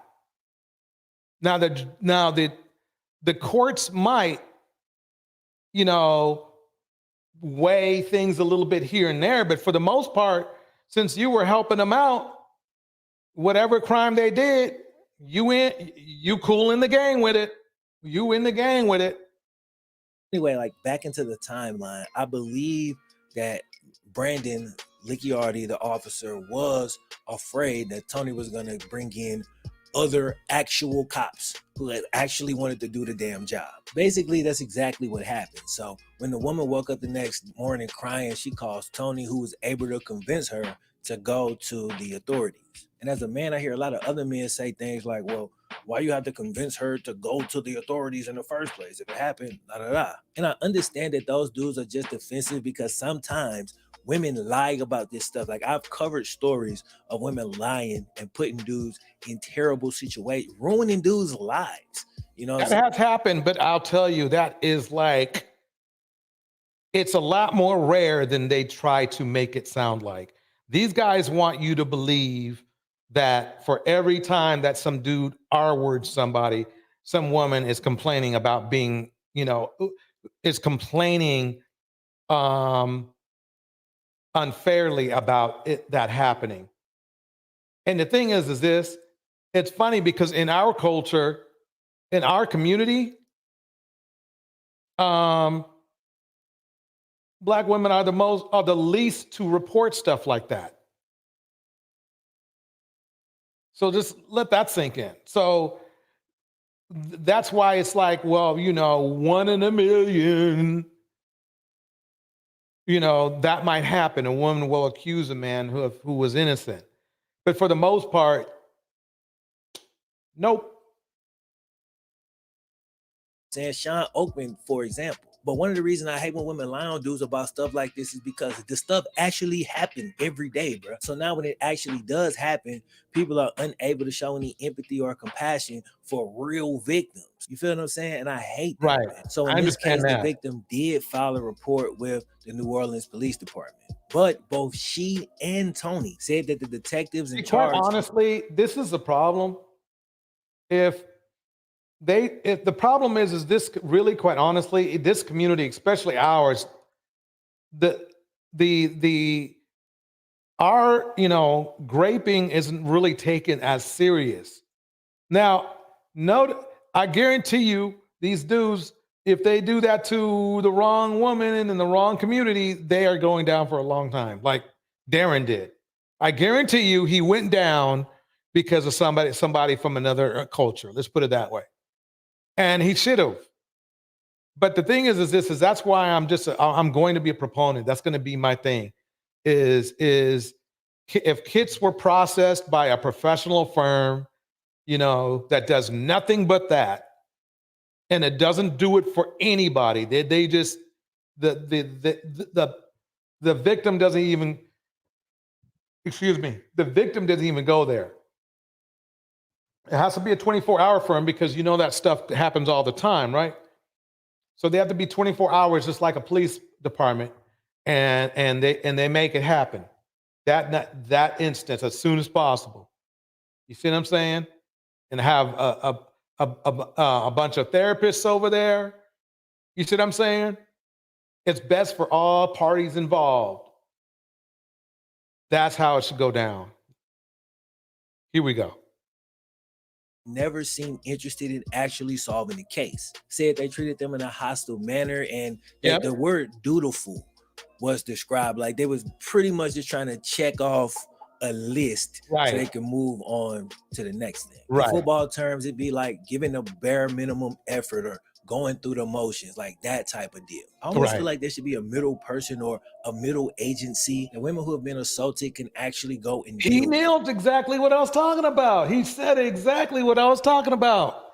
Some other agency that don't know the cops. You see what I'm saying?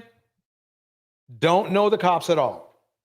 It's just, they're basically just, like I said, doctors, therapists, and they process it, and that's that. it. Somebody with some real training in psychology who know how to empathize and show compassion and some delicacy as we work through this and try to get to the actual truth of the matter. Somebody who understands the patterns, they know what to look for, because they may also be able to help and figure out when women are just lying, or maybe they're just angry at a dude and they're making stuff up. You feel what I'm saying? Like somebody with experience in between the victims, alleged victims, and the cops. Somebody in the middle that know what the hell they're doing when it comes to this. Because the police, you know. Yep, I agree, 100%. They Let's have get back to Darren. Let's get back to Darren. Still didn't stop there. He just tried. Okay, here we go. In there, all of his clothing is missing, but Darren still didn't stop there. He just This tried is pimp culture, really. Pimp culture once again. to relocate. 1 month later, he racked up his fourth allegation of 2013 alone, but this time in a different state. On October 30th, 2013, Darren Sharper allegedly drugged 2 women and raped one of the women in Los Angeles after meeting them at a West Hollywood nightclub. He first invited them to an after party, then told them that he had to stop by his hotel real quick. Invited them up to the suite, just for a second. And while they was waiting, he served them Patron and a coffee-flavored tequila that was supposed to help maintain their buzz and keep them awake. But if you've been following the damn story, you already know the concoction that he gave them had the exact opposite effect, and within a few minutes, they was both completely out cold. The police would later say that the drinks were spiked with Ambien and morphine. Then when the women woke up the next morning, y'all already know the deal at this point. Man. They find each other in the house eventually. Rita breaks it down like this. My conclusion is those men are mad at the world because older men have filled their minds with sex, get coochie, wax that. Exactly. So now the boy is ran through and is fighting demons now. Bars. They run out of there crying and they go to the hospital to get examined. But the situation still didn't stop there. The very next month, man, October 20th, 2013. Yeah, we still in 2013. Darren Sharper allegedly meets 3 females, Arizona State University students in Temple, Arizona, and allegedly rapes 2 of them after drugging them. Same exact. Oh my God. I mean, damn. Thing. Both women immediately underwent assault examinations within 12 hours of the assault and filed a police report. At this point, the Darren Sharper people back in his hometown thought they knew was long gone. The former hometown hero was now fully aware that he was being investigated for a bevy of sex crimes that he was stacking up across a multitude. See, the thing is that he had no respect for respect. He had no respect for really even himself. Now he's just a common criminal. He was a commentator on NFL Network. He had it all. He didn't have to do that. He didn't have to do any of that. That just shows you how far gone a lot of these men are. Even they do things to their own detriment. They do crimes to their own detriment. If they just let people be, they could be prosperous. It's almost like our community of men do not want to prosper. They rather just be degenerate. It's crazy to me. It really is. It bothers me. Them failing gets on my nerves because I know that if they fail, they're going to take it out on black women. That's what bothers me. I knew it. I know it. The states. One of his alleged victims even called this out in court, saying that thanks to his arrogance and what she called clear stupidity, he kept drugging and raping women even after he knew she was talking to the police. She said, quote, "Within days, you gave me and the entire judicial system in Louisiana the big middle finger because you thought we weren't capable of stopping you. You continue to rape other women in Los Angeles, Phoenix, and Las Vegas." That's that stalker vibe, though. See, the thing about this, they can't stop. I don't believe he could stop. I think he was addicted. It's what he had was an addictive an addictive drug, Oh, okay. Let me check this out here. Okay, Torch, look up Pastor David Manning's sermon stating something wrong with the brain of black men. Ooh, let me check that out. Hold on. Let me get that in the mix, y'all. See, as a DJ, sometimes you got to take requests. Okay, so that's Pastor David Manning.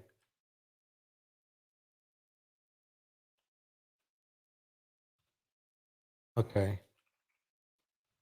See if I can bring it up. Let's see if there's it. Oh, it's pretty short too. Let me see if this is it. Let me know if this is it. Okay. This would fit in perfect. I'm not going to be much longer with y'all. Is this it? Let me know. Put a 1 if it's it and 2 if it's not. I'll keep looking at it. There were a couple more options. I understand we need to move beyond color. I'm not about that, but y'all raised it. If you start it, I'll end it for you. Don't start nothing. It won't be nothing. But we got a problem. Black people got a problem. Now we can move to color blindness and always look at the man by the content of his character, never the color of his skin. I'm down for that. You get my vote. Yay and amen. I'm for that. But before we get there, we need to hear some truth. Black people and white folk. Black people got a problem. And it's a God problem.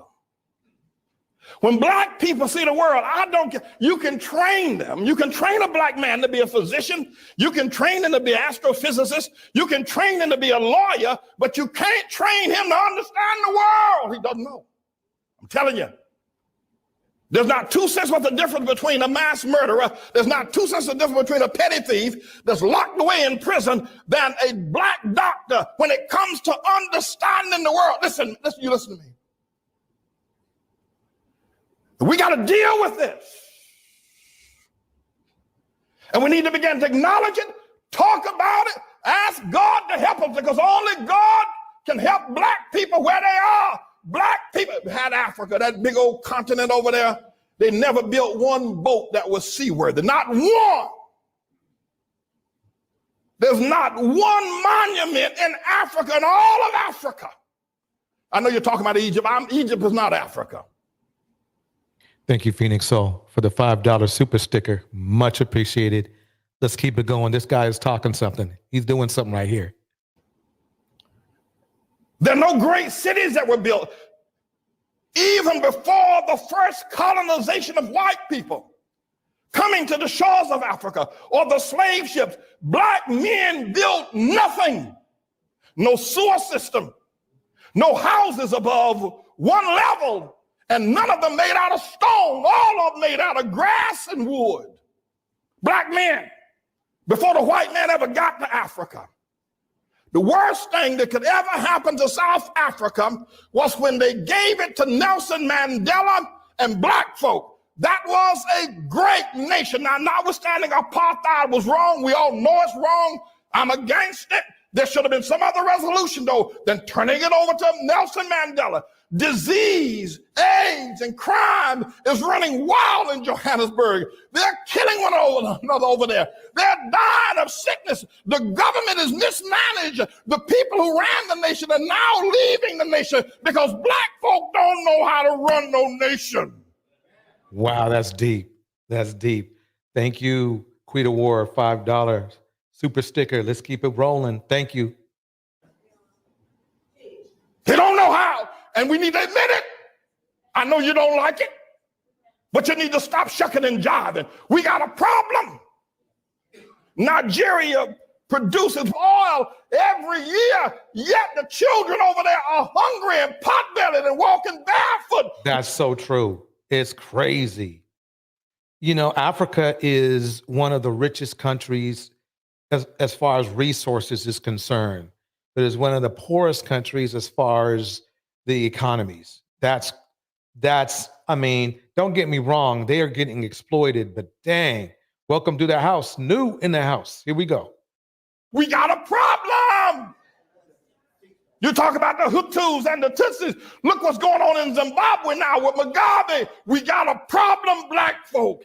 And forget about Zimbabwe and South Africa, Nigeria. Look at what y'all have done in Harlem. You can't even hold on to Harlem. We got a problem. Black folk don't understand the world. You can get mad with me all you want. You can say what you, but you can't prove me wrong. Now, I'm not saying this because I hate black folk. I'm saying it because I love you enough to tell the truth. And the only person going to ever help us get out of the situation is going to be God. There's something wrong with the black man's mind. There's something wrong with his mind. He does not understand the world. He doesn't. I don't care if he learned medicine. He doesn't understand the world. He can't even hold on to Harlem. When he was here, he moved out. Man, he's throwing down bars. He's throwing down bars. We got to talk to the Lord. People, we got to talk to God.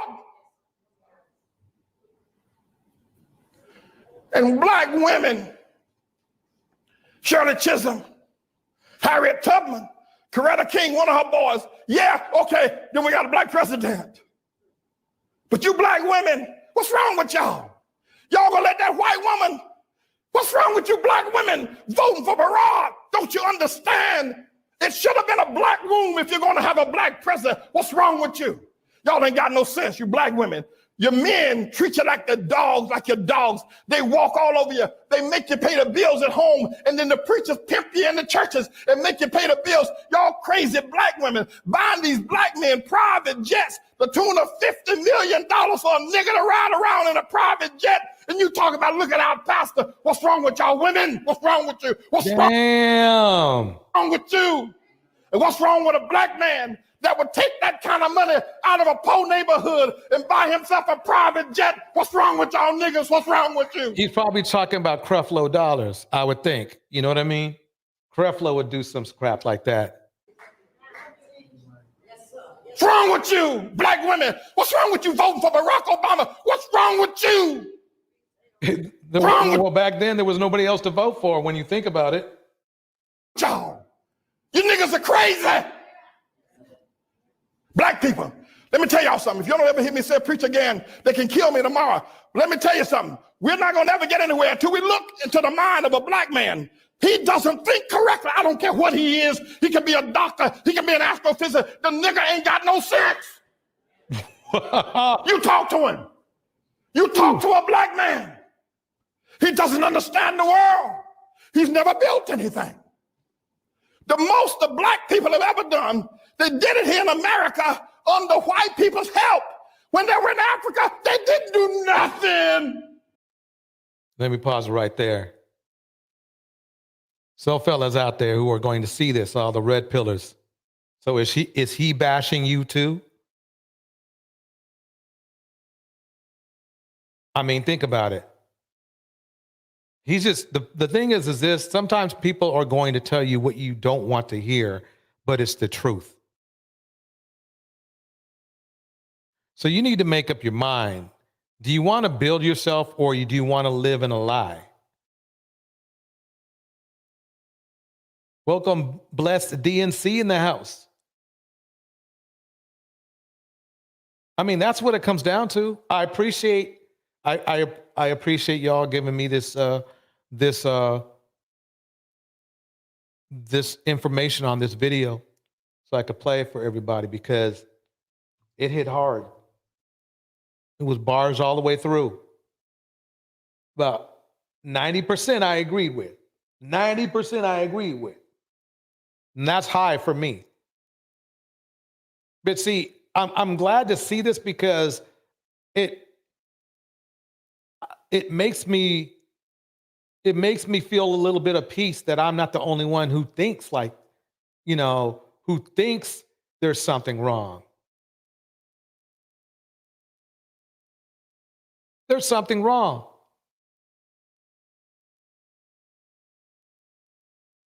My only thing is that basically, if men aren't going to fix themselves, there's nothing a woman can do. Well, no, actually, he was right because he said basically, if he's treating you like trash, don't go for it. Don't give no dude no money. If you got to give a man money, Houston, there's a problem. Let's put it that way. He was straight up fire all the way through.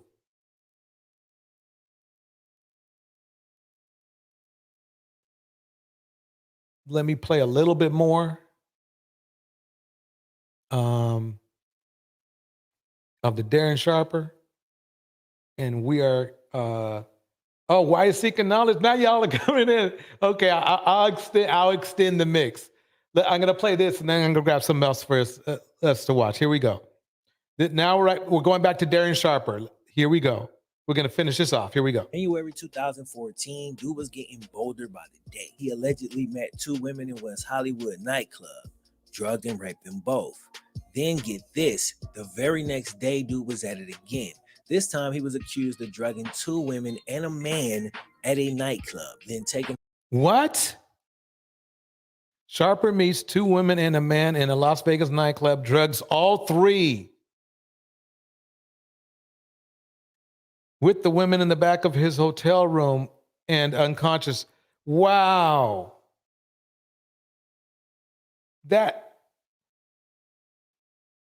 This makes me want to play that sermon one more time. This is crazy. And see, somebody gave him a pass.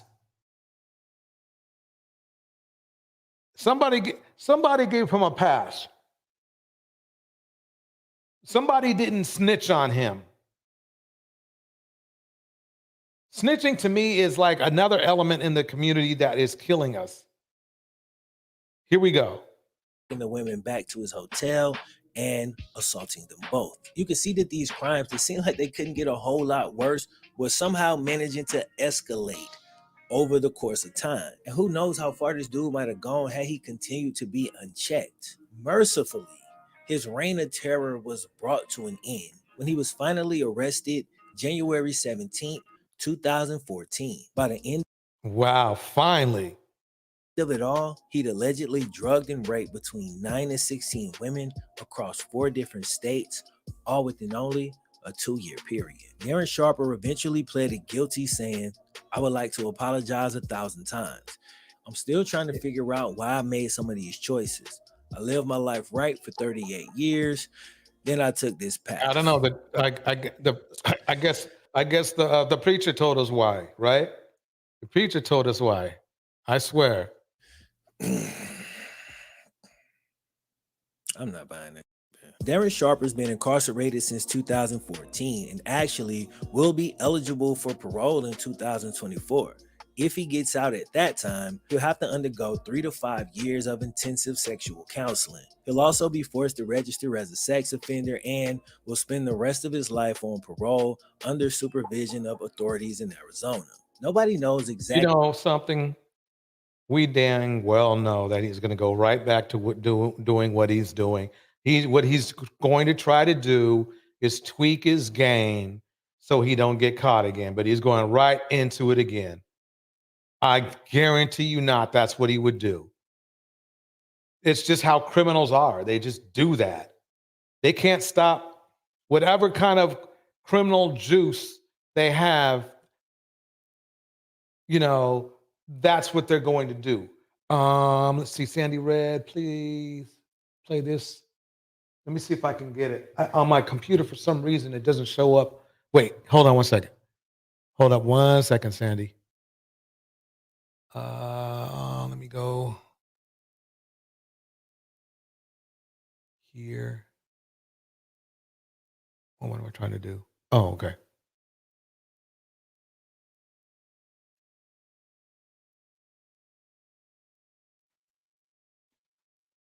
Pause that out.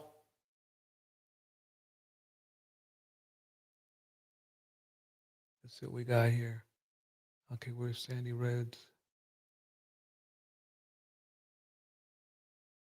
Okay, where is that? HTTPS. Give me 1 minute, y'all. Looking for that Sandy Red clip. There it is.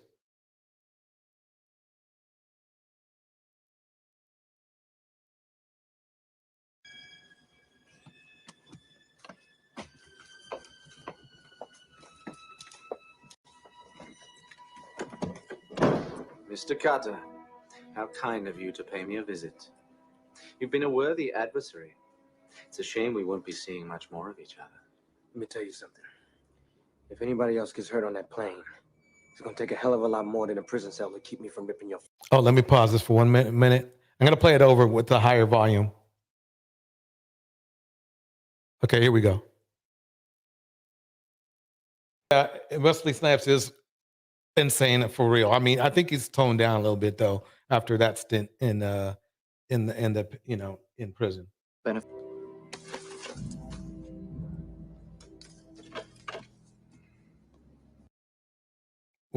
Boom. Let me go.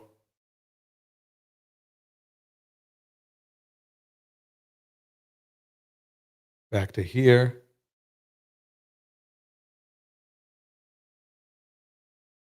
Exactly why Darren Sharper became what he became after football, or if he actually became that thing during his playing days, only to finally be found out after retirement, as studies show that only about 1 in 3 victims of sexual assault actually report it. Dude was known as a bit of a ladies' man, and like many guys who commit the type of crimes that he'd go on to commit, dude never actually had any issues landing women, which is why it's pretty obvious that his transgressions are the result of a screw loose somewhere within. With a lot of the stories I do, I can find a way to relate. Yeah, so what do you guys think? You think it was CTE, or do you think he was just messed up?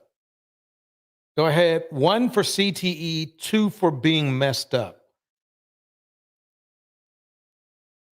Meanwhile, let's see what I got here.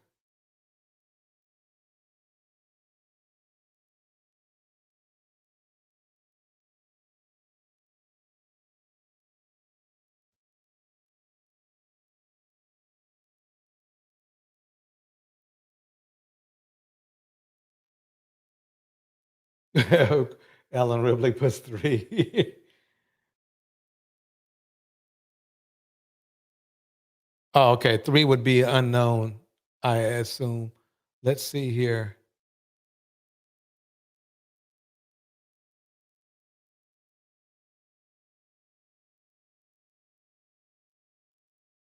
Okay, let's end this on a good note with some funniness.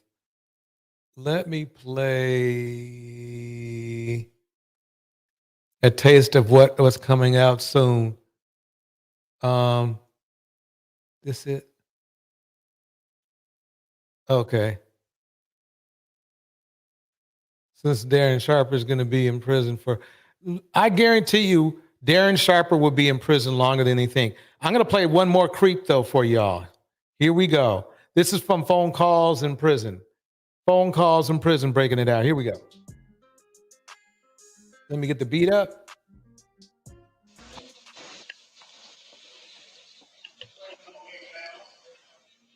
Okay, let me pause it right there. How many people know about Ernesto and Sonia yet? If you do, put a 1 in the chat. If you don't, put a 2 in the chat. Thank you, Quita. 1 in the chat if you know, 2 in the chat if you don't. I'm going to put it in the mix right now. Here we go. Something new. One of my producers turned me on to this. Listen, this is, okay, what's going on is this. I'm going to give you the short spiel. Okay, Sonia is kind of like a mammy. I mean, we could call her a mammy, basically. And Nesto was married to Shirley Strawberry. She does a radio show with that comedian. I can't remember his damn name. But he was a comedian. He did he did, what was his name? Shirley Strawberry. Shirley. I can't believe his name left me. Very in live show with Steve Harvey. Steve Harvey. She did something called Strawberry Letter 23 or something like that.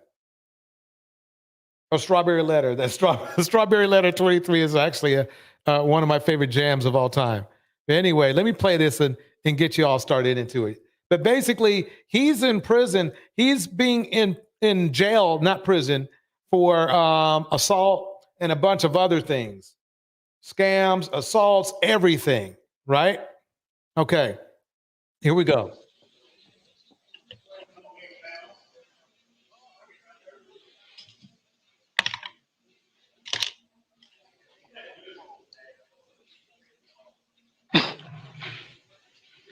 He's all excited.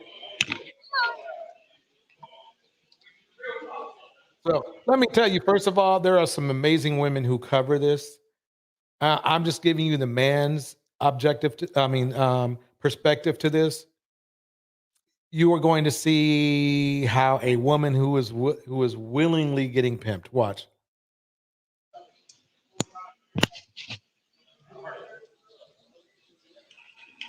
Hello. How are you today? I'm fine. How are you? Hey, I'm good. Everybody wish Quita a good night. Quita, you have a good night now. Huh? I said I didn't know they were going to start. You know what? They were going to start the thing so early. That's my jam right there, Quita. Look, I'm sorry to stop the video for that, but I mean, strawberry, let the 20 ding, ding, ding, ding, ding. Let me shut up. Early. Oh, no, it ain't early. It's a little late. About two minutes, that's all. My clock is wrong in my car. That's probably what it is. Yeah. Black people, how are you? I see you got your platinum joint on. That's good. You look. Okay, you look nice. Like this little ponytail. Okay. Okay. So what you got going on? You enjoy yourself last night? 'Cause it was raining real hard. I didn't go anywhere. I just went to that Christmas party. And it was a bunch of Shout out to Wisdom's daughter. She does a great job with these, by the way. old people. What? I was only there for 30 minutes. And the food, it felt like it was catered by Publix. Oh, I damn. went for the food. I was thinking I'm about to get some food that stick to you. Right. Man, I'm like, this tastes like Publix made it. This tastes like Publix made it. I was like, damn. I'm out. Yeah. Okay. I didn't know nobody there. It was just a bunch of old people. I see you got them nails done. Okay. Oh, they're pretty too. Okay. Yeah, I like them. Them look nice right there. I took that blue off. So yeah, I took the blue off like 2 days later and did this. Let's go with everything. That blue wasn't going to go with this. I wear a lot of black in the winter, you know. Yeah, I like that. That's a nice interview jump off there. I like that all black what you got down jump jack. Let me fast forward a little bit because they're just small talking right there. For the congratulations. Well, congratulations.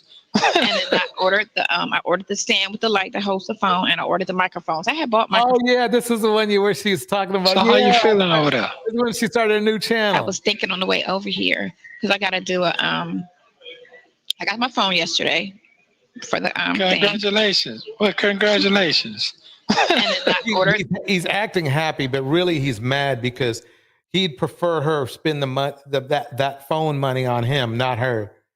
I ordered the stand with the light that holds the phone, and I ordered the microphones. I had bought microphones from Best Buy, but they were like $300.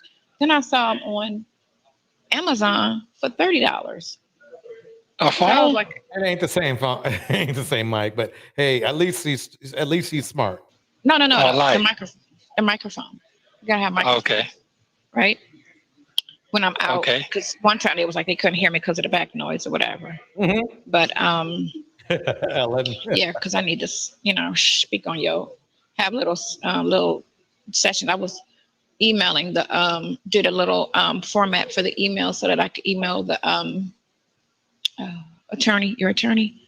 I was just doing some stuff. Let me put a pause on this for a second. Why Seeking Knowledge is dropping knowledge once again. Until we get our affairs in order, we will continue to be a bad state of affairs. I'm going to have that in there. In a bad state. No, actually, that sounds good. In a bad state. Thank you for your network, DJ. Why is Seeking Knowledge? Thank you for your knowledge.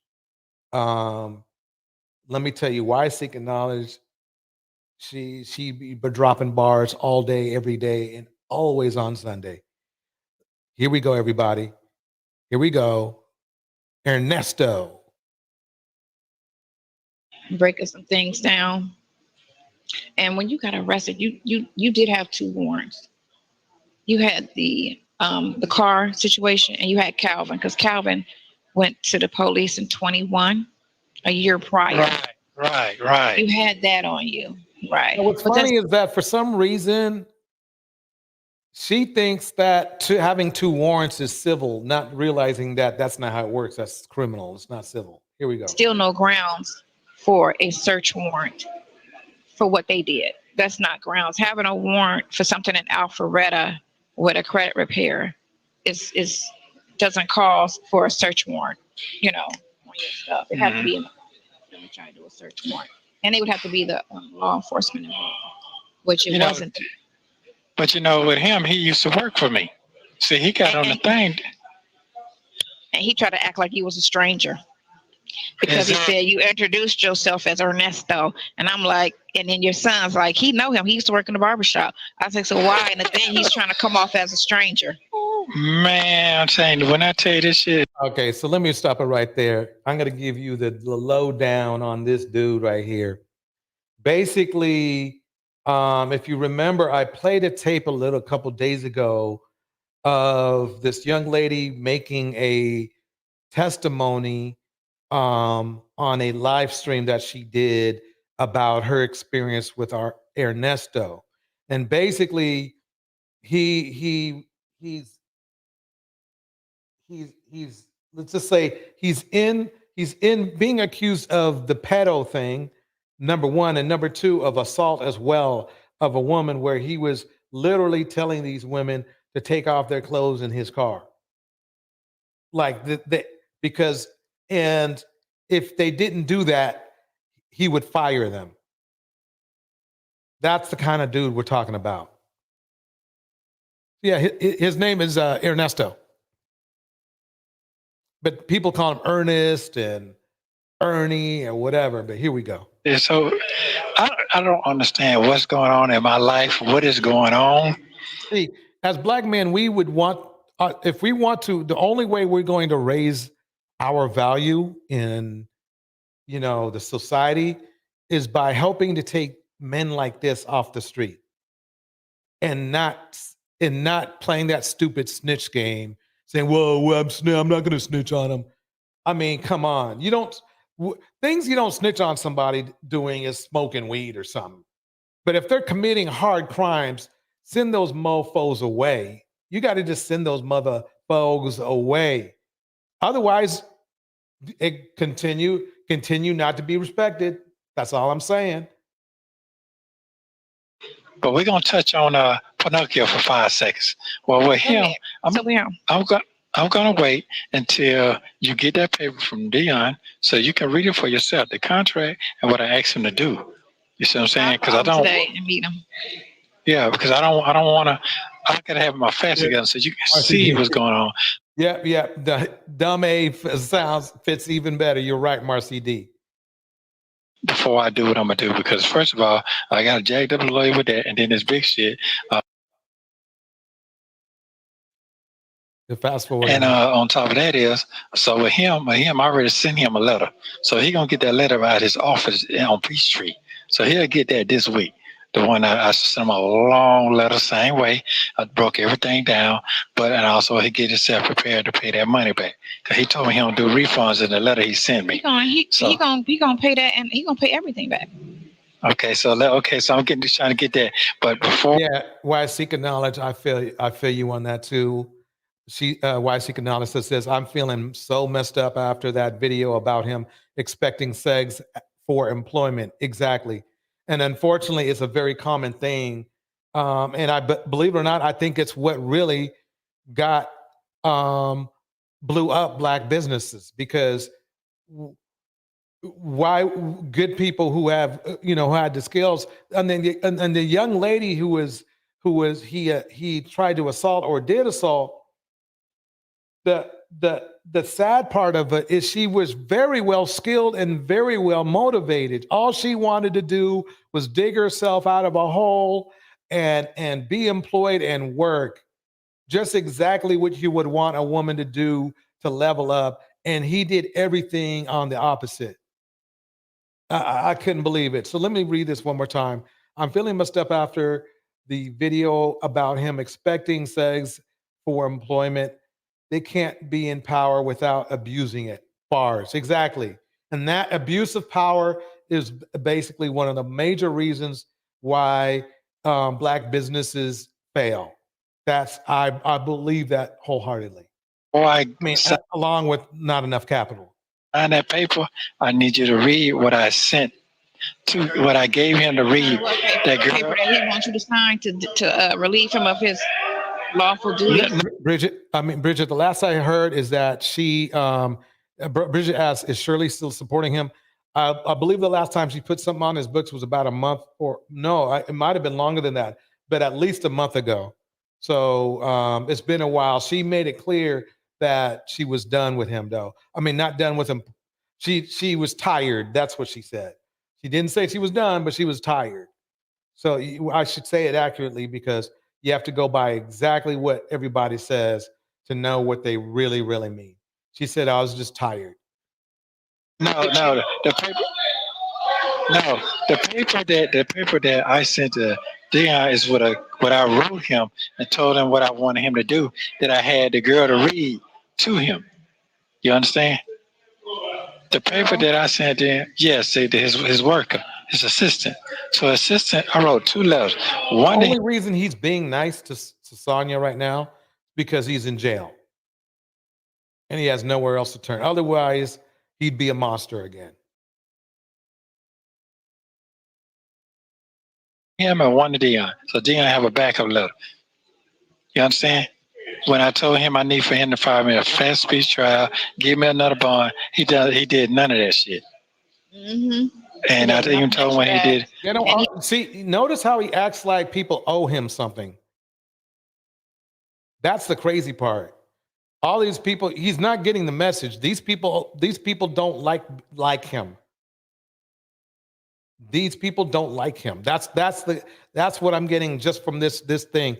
And when he's telling this woman about all these people are supposed to do things for him, people who care about you do things for you unless doing those things makes things worse for you, or they just don't have the money.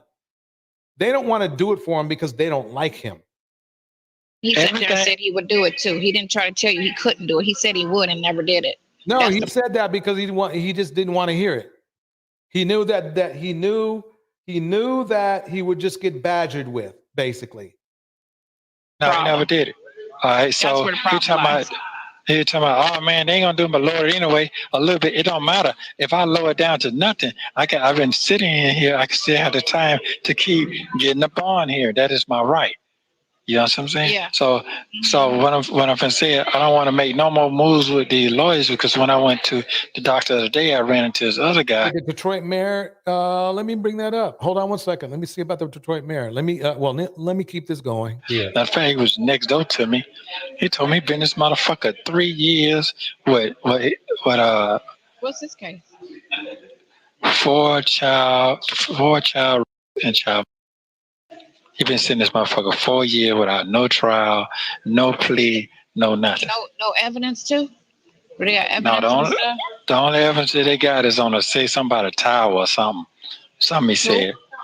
A towel to wipe your ass with. DNA? Yeah, DNA. Yeah, but was it? It depends. It depends. He said he innocent. Yeah. Okay, so yeah, break it down to me about the Detroit mayor. I might have to bring that up too. I saw something about some woman was deleted by somebody. That's crazy. Man, listen to this dude though. Listen to him. So what I'm saying is that's how they sit your ass in. They could sit in here for 5 years and don't have to do anything with the case. Okay, this is the funny part to me. Sonia must know that he literally ruined Shirley Strawberry's career and life. And she's trying to help this dude. Men like this don't deserve any more help. He's exactly where he needs to be. And it's probably for his own benefit as well.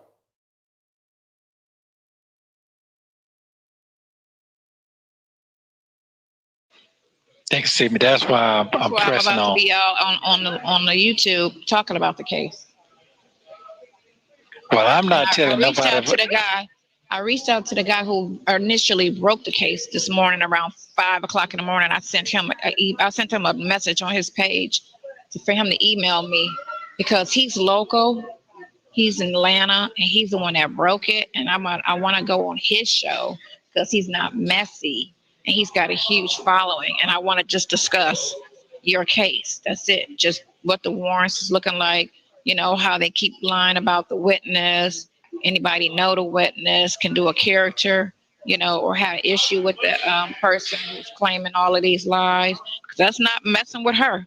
You get me? Because you can't mess with her. But you can pull people that know her, just like they did that ad talking about anybody else has been. I think that, ultimately their problem is that they just need a lawyer.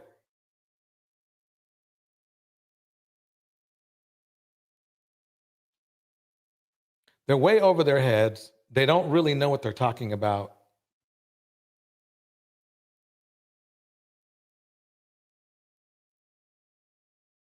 But you know something, really, quite honestly, I hope they keep going. The more they keep going like this, maybe the more years he'll get.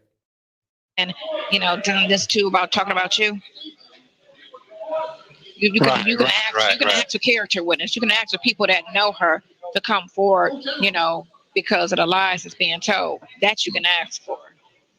Mm-hmm. And that's what we need.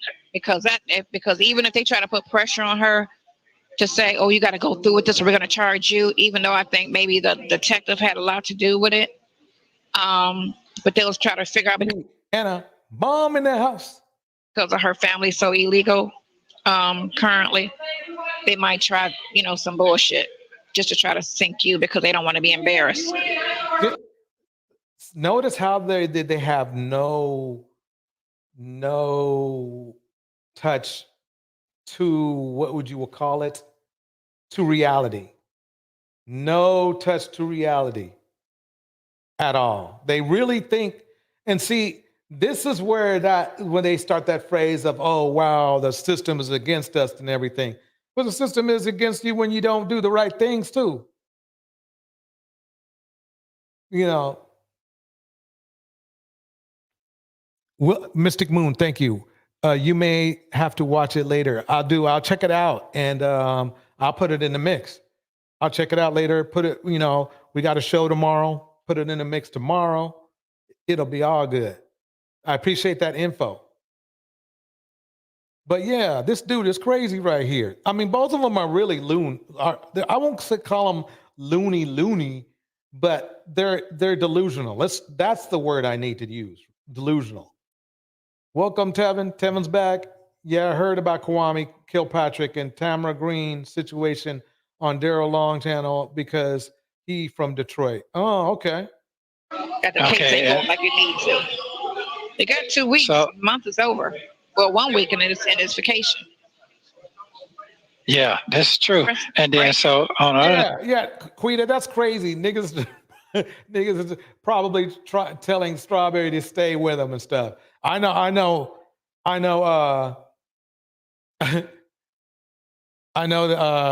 her co-host isn't, but everybody else, you know, that's just how they think. It's bro code. On the present thing, notice I want to go ahead and file my suits now. Oh, I know, right? For all of those bloggers and against YouTube, because I've been reporting all of the sites and they haven't taken them down. So YouTube. You can report them though. You can report them. It doesn't work like that though. I know. We responsible for that as well. Yeah, they're not going to do all that. So I'm ready now. I just need to see the procedure, how old boy did his, and I'm ready. And once I get that file and everything, and that right there going to change the game. And as for it's going to bring light to it. More light. And then you just need a lot of attention to it. So remember now, he's just all he is. The only claim to fame this dude has is that he was the fake or maybe real husband of a very famous, very excellent online personality. And That's it. Otherwise, he'd still be in prison right now. You know, this shit can just be like handled correctly.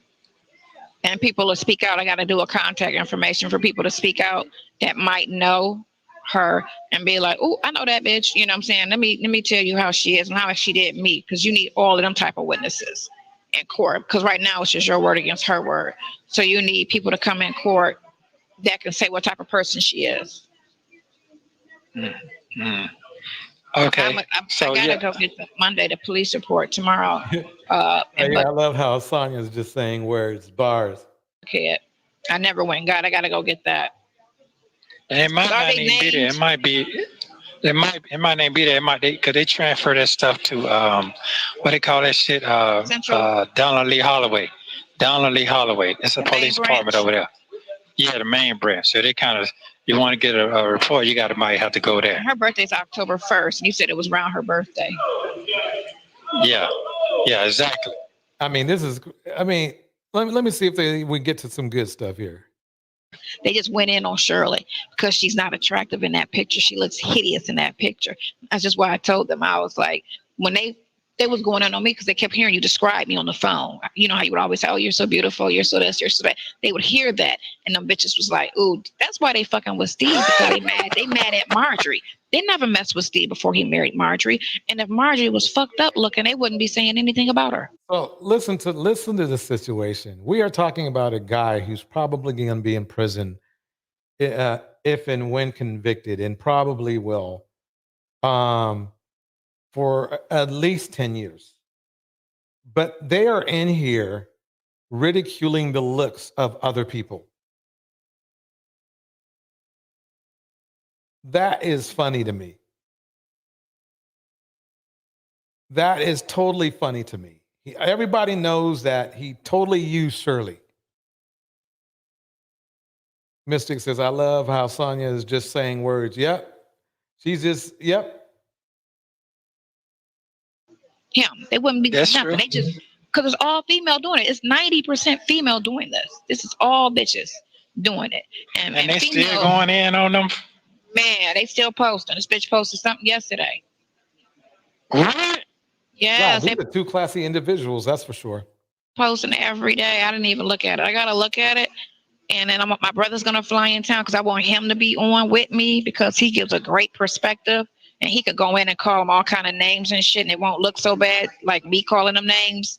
But he can go in on them and, you know, talk about how they just weak ass women and da da da da da da da da da da. I was like, yeah, you need to come on with me because I want somebody to go in on them and not let it be me. Because when you went in on Wendy, they was like, oh my gosh, Shirley, you dodged a bullet. He's so violent. This and I was like, and I had to check this one. I was like, how the fuck you see violent? He is violent.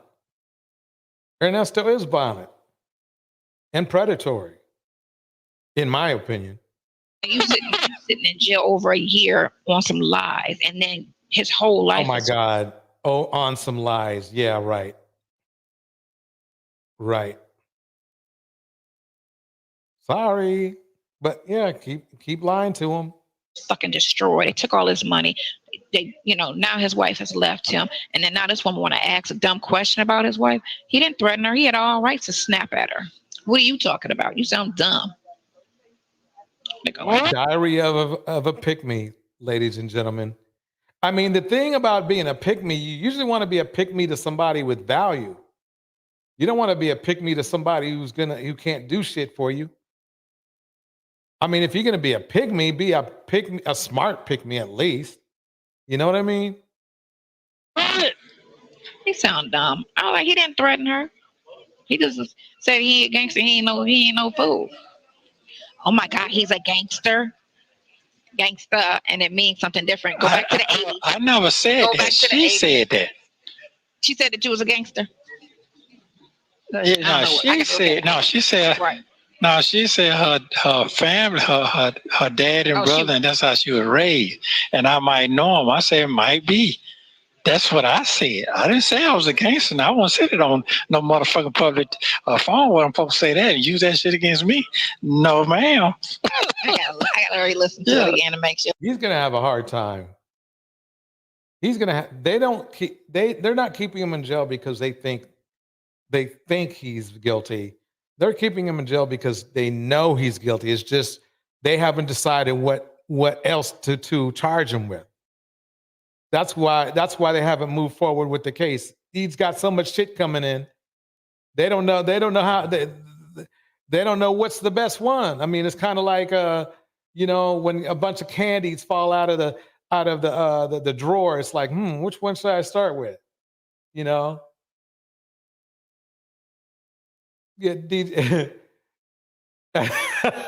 Marcy DGJ, is there such thing as a smart pick me? Good point. Sure. Right. Because you know how they screw shit around. Maybe I should do a live stream called Pimps and Pick-me's. The perfect couple. How you thinking one thing when it wasn't said? Well, guess what? Even still, you know what I mean. Sandra Red is on point. She knows this. He said that. Yep. It's old terminology. I'm street smart is what I'm trying to say. I'm about that life. I'm not dumb. Yeah. I'm not dumb. Well, basically. So that's what I really. But see, it makes sense that he's. Let's not call him GAY, gay. Let's call him DL, because see, people can be gay and not be toxic. But when you're DL, when you're down low, that's when you're toxic. And because DL men, I am convinced, show the least amount of respect to Black women. And women in general, really. I think I'm serious. My theory is they use sex as a Band-Aid to their mental issues they do not want to get repaired. Really looking forward to that process to get going, because when that process get going, guess what? The once that start coming, everything else start moving out the way. Nothing's going to move out the way. He needs to start ordering some law books. That's what he needs to do. Because obviously it doesn't seem like he's going to get any support. So he might as well start reading them books and see how many years he can shave off. But that's all it's going to be. That's what I see. Right. That's why I was like, oh, he just trying. She got her money and he ain't using her. He ain't never got anything from her in the first place. Why y'all keep insinuating that that's what it was, a money grab? Who are they talking about? Talking about you was there for the money. No, you was with her for the money. Them folk ain't had no money, man. He was there for the money. There's no doubt about it. He did not even like her. If he loved her or liked her, just like you don't do what he did to her. He literally took down Shirley. Literally ruined every aspect of her life. I think Shirley is living in an apartment right now. Hopefully she's not legally married to this dude. Hopefully she can get that thrown out. Because if not, all that damage those other people that he did to all those other people, she might be responsible for. I don't know. I hope not. Here we go, y'all. Them folk don't favors on the man. Them folk count down 5 times. I had Queen Award. I thought Legs for Life to say, Queen Award, I thought you were going back to work. And Queen says, Legs for Life, I'm trying. Don't lose your job now, Queen. Don't lose it. I just ain't said nothing about it. Right. You know what I'm saying? Oh, them folk when they married, they ain't had nothing else to lose. What? Yeah, they ain't had nothing else to lose. They was fucked. Living about their lifestyle is what it was. That's what it was. Trying to keep up with the people in the room at work, and they making this kind of money, and you making this kind of money. You can't keep up with them. You got to stay in your circle.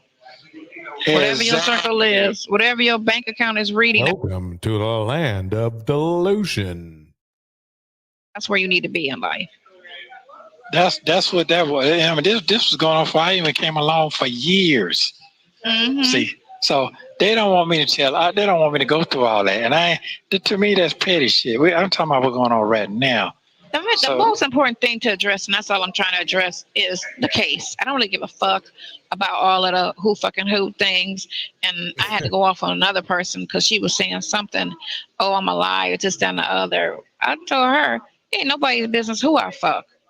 Definitely not yours. I don't know you. So if I'm lying or telling the truth about who I fuck, that's my business and whoever I'm dealing with. She's such a nice person. I think she's kind of cute, you know. That gutter mouth is kind of, you know, it's kind of cute to me, you know. Her gutter mouth, making out them gutter sounds, to the get down, to a man who's pimping her out, to the funky sound. Here we go. Worry about saying, oh, hey. I was like, everybody worried about that. That's all y'all worried about is who's sleeping with Girl, you named it. Mammies really do hate other women. They do. They see other women as competition. Who? Really? Get some business. Get some business. Wow. And it's all because they can't sleep with no goddamn body. So what? So how much is Buddy going for? The one just came out in November. K. What are you going for?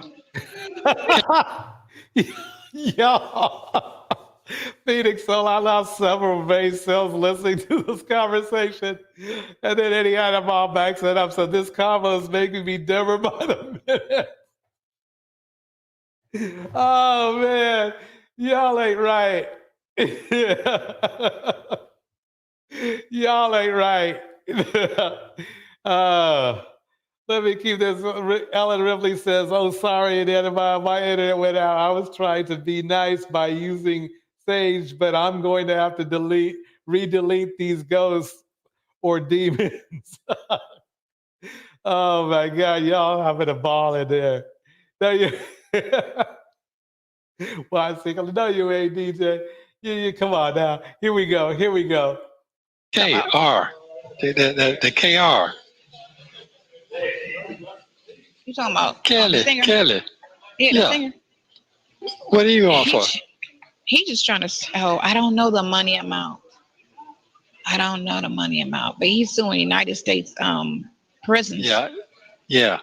Okay. Which is this phone system can be sued because why would you release phone records to a blogger to put on an open case? It's one thing if the case was closed, but this is an ongoing case. And That girl breaks it down like this. I'm paying attention to the chat instead of listening to this grating voice. I know you all are just having your whole conversation. All right, go ahead, get down. You know, he's got sugar booty all through his voice. You fucked up the narrative of this case. You're jeopardizing his freedom, calling excessive stress. He's using the wrong words. You don't want to use narrative in this case because that means that you're coming up with a false phrase or whatever they call it, pretense. Here we go. And anxiety due to the fact that what's going on outside because of these phone calls. It wasn't bad before the phone calls got released. It was just little. It was just little whatever. But as soon as y'all let them people release some phone calls, you know, for monetary gain, and then you don't make money off the phone calls. Sorry, folks. Legal. It's legal. It's legal. You know, the phone calls are released because you can actually, people can legally know where their freaking money is going. No, not They're not supposed to be talking personal. I mean, you know what I mean. That when they got down and put that shit on that video, that's when it started. It was the video, then the phone calls.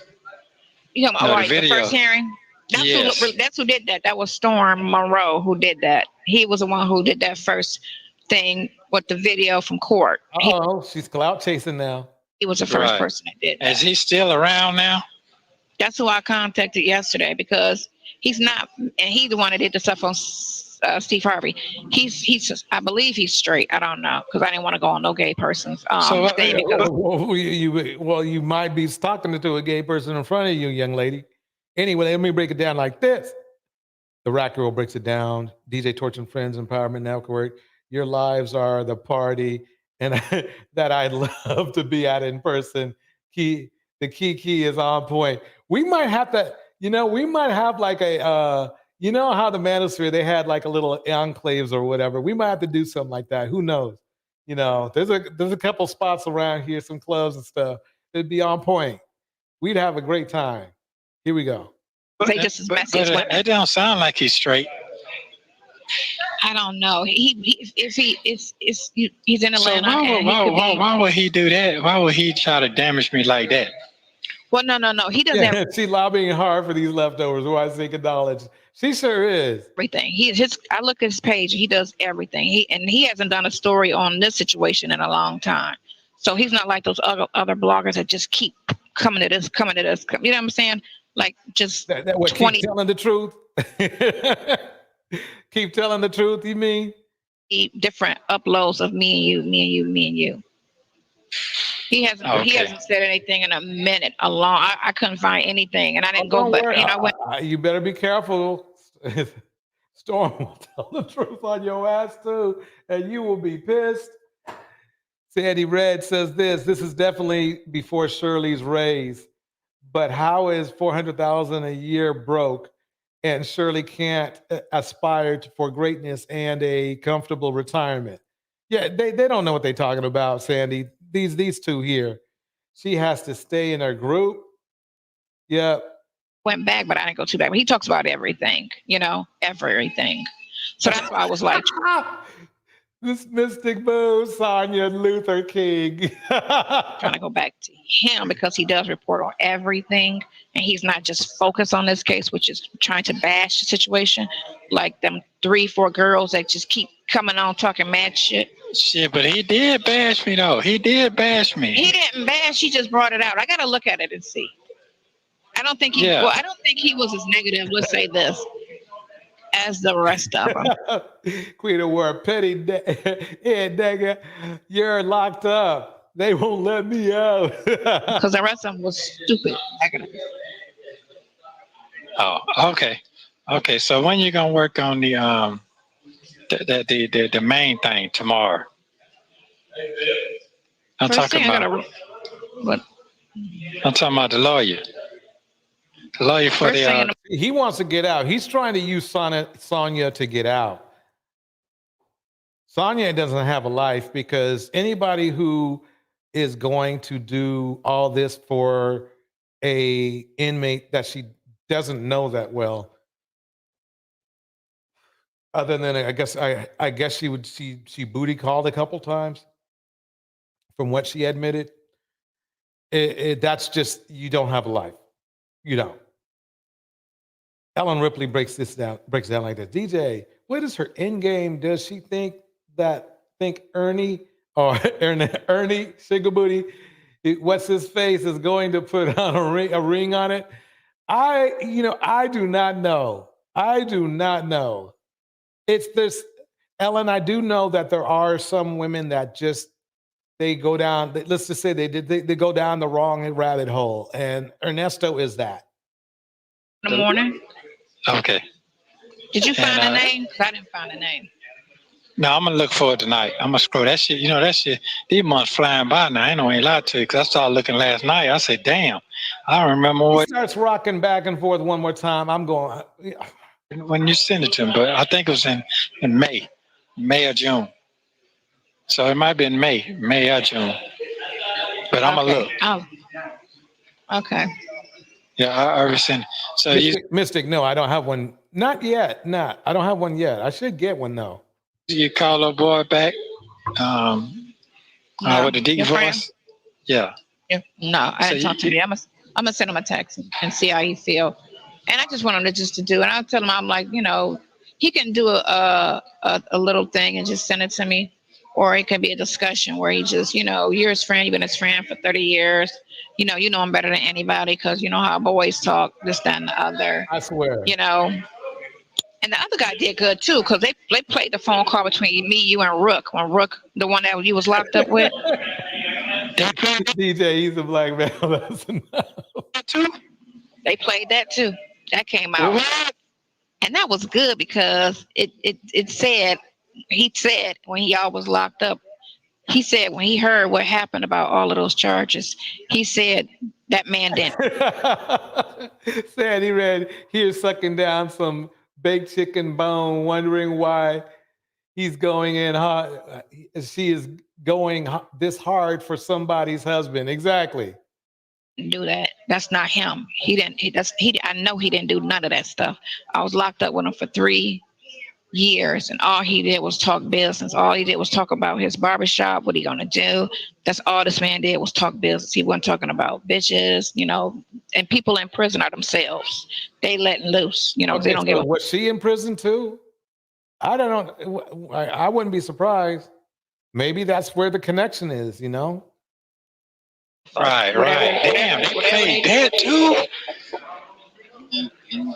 Wow. They played that. Okay. But when let me tell you the spin they put on that, because they put a negative spin on everything. Oh, that wasn't no coincidence. She didn't just happen to run across his name and find him on Instagram. She sought him out. I'm sitting here like, you bitches are messy as fuck. For real. Y'all messy as fuck. And what? She's been spending all her time with a con, calling other women who are living probably a more normal life messy. Ain't that's enough, right? I mean, come on. And first of all, how would I know to seek him out? Because you was on the phone puzzled, like, who is this? Who is this? You didn't even know who he was. So if it was a planned situation, you'd have been like, okay, you found my boy. You get me? It would have been that. It wouldn't have been like, who is this? Say who you are, and he was trying to explain how he knew you on the phone. So how do you sit there and say that was a planned situation? Yeah, Quita, I think she is manosphere. I think she's in one of her live streams. She said something about, being a fan of not only Kevin Samuels, but Andrew Tate, abusers. That's literally what I heard. And here we go. Blessed it. I can't with this. Or I went and sought him out. Because I didn't even know y'all knew each other. Damn. Because you never even ever spoke about who you was in jail locked up with. You never discussed any of your Hemisphere, climbing the Mammy Mountain. Ever. So how would I know? You sound dumb. Wow. But they try to put a negative spin on everything. But I don't think a negative when that paperwork. Wait a minute. She has been talking negative about everybody she's been in contact with maybe the exception of one person, Storm Monroe. Otherwise, she's been talking negative. Now she wants to go, all they want to do. See what I mean? That paperwork I'm talking about, like the R key got, that's a different story right there. When you start seeing that everywhere, then damn, this shit's serious right now. So and they was mad because you said. Oh, they did? Oh, I don't care. I knew they were gonna be mad about that. That's old terminology. That's what people are our age back then. That's what it was. So you're not young. So young people. But you didn't bash them because of the fact you said I don't have nothing against anybody gay. For one more thing. That's what you said. I don't have anything against you. Do what you want to do out here. Yada yada yada. I don't have nothing against that. But I'm not no motherfucker. That's what you said. And that's what old people say. You know what I'm saying? Old people say, young people know what it is. You know what I'm saying? But older people, my other friend in LA, that's all he says because his son is gay. He calls him a f***it all the time. That makes me sick. That's all he do is call him a and he's same age as you. That's that terminology. That's terminology. What the age. That's what it was back then in the 80s. Okay. That's what they were. Y'all went and got politically correct because now the masses is. Let me stop that for 1 minute because I got something. I want to show you a little taste of tomorrow's show. Okay? I'm going to show you a little taste of tomorrow's show. If you thought tonight is funny, entertaining, jarring, all at the same time, this is what I got for you tomorrow. I'm only giving you a taste, though. I'm only giving you a taste. This is Rick Ross's ex. Listen to her. Please listen to her. Get up on your ass, bitch, because you dead broke. Like me. You riding the littlest Beamer, hoe. Yeah. Be sure to like, comment, and subscribe. That money up you got out of 50, huh? What you did as a mother, we would like to know. Show us your churns and their credentials. I ain't talking about nobody because I love all the 57,000 million churns he may have out around the world. I know he done been around the world. He ain't never took his churn, no motherfucker. My son had a passport since he was 4. How many stamps on that bitch? I think 1. Or wherever I done took him, I think 1. I don't know. But all I'm saying is they ain't never been to Africa. They should have been there. I want that whole Stony in here. Get that bitch Stony. Somebody get that bitch Stony on the line. Get that bitch Stony on the line. Get on the line because I know it's Sunday. Ho, I don't with people's. I'm going to ride you this go around because you was calling me. All right. That's going to be a part of tomorrow's show. I got so much going on tomorrow. Tomorrow we are doing Cheaters. Cheaters tomorrow night. Let me even bring it. Let me make sure I bring that up. You are going to love the show. It just came. It just started popping last night. This is Cheaters. Let me bring it up. Let me go over here, here, here, and here. Boom. That's what's going down, y'all. Tomorrow. I got a little bit of everybody on there. All the cheaters in the house. You know, she looks a lot like Lisa Ray, this young lady right here, who was, you know, the woman who got, the woman who was married, but her dude just wanted to act like he was single, you know. So I got Rick Ross in the mix with his ex in the mix. I got Kevin in the mix. I got this fool in the mix, who's been the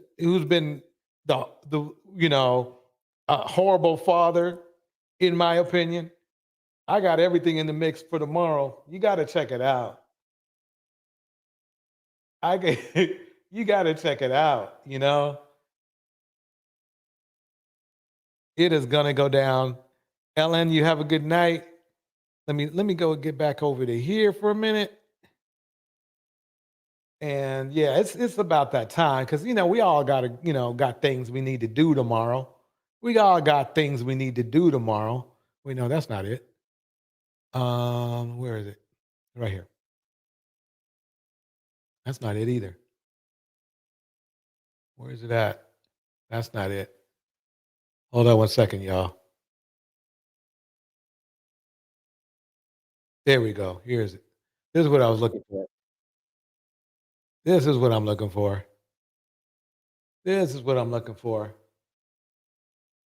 Now, what I'm going to do is I'm just going to keep, if y'all keep chatting, I'm just going to keep playing music in the background so you guys can chat all you want.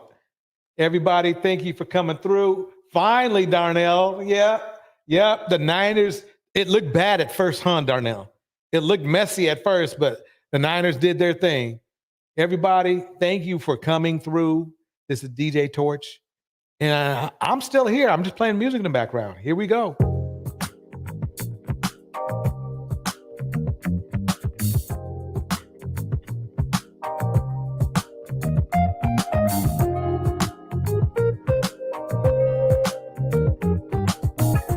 Night Bella, welcome Bella Nowhere and Night Bella Nowhere. Andy Red in the house. Not say what's wrong or right. Rock girl in the house. Rock girl in the house. It's not hard to fool me. RCD. 'Cause I'm addicted to the good life. Yeah. Lead the way. Arnell, Happy, Elliot. I follow. No need to say where we are heading now, babe. I follow to the edge of it all. Mystic Moon. To the edge of it all. Plus DNC. So tell your goodnight. Cause I'll find a better one. Yeah. Ellen Ripley. Susceptible night. Before the moment flies. New Diamond. So tell your goodnight. Cause I'll find a better one.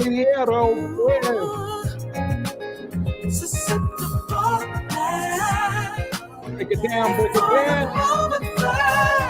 Having the lifestyle guy.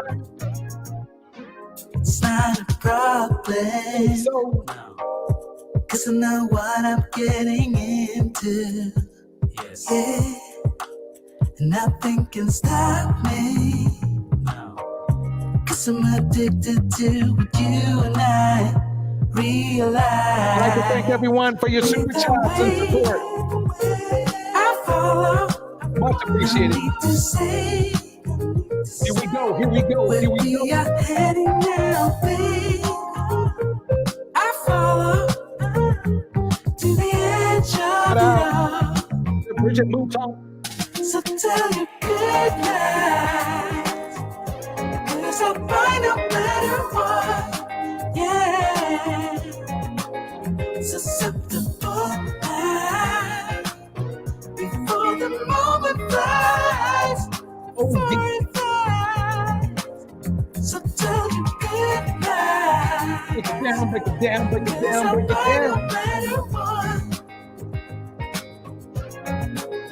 Susceptible night. Let me see if I can mix this right. Here we go.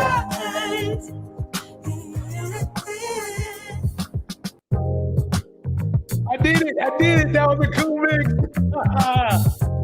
All right.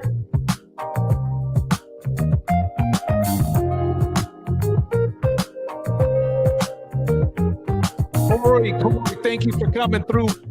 We'll be looking forward to you coming back. All right, that would be Corey. That would be amazing if you could hop on. Plenty of room on the piano. Cause I'm addicted to the good life. Everybody give Corey a good night. Lead the way. I follow. No need to say. You have a good evening as well. Where we are heading now, babe. I follow to the edge of it all.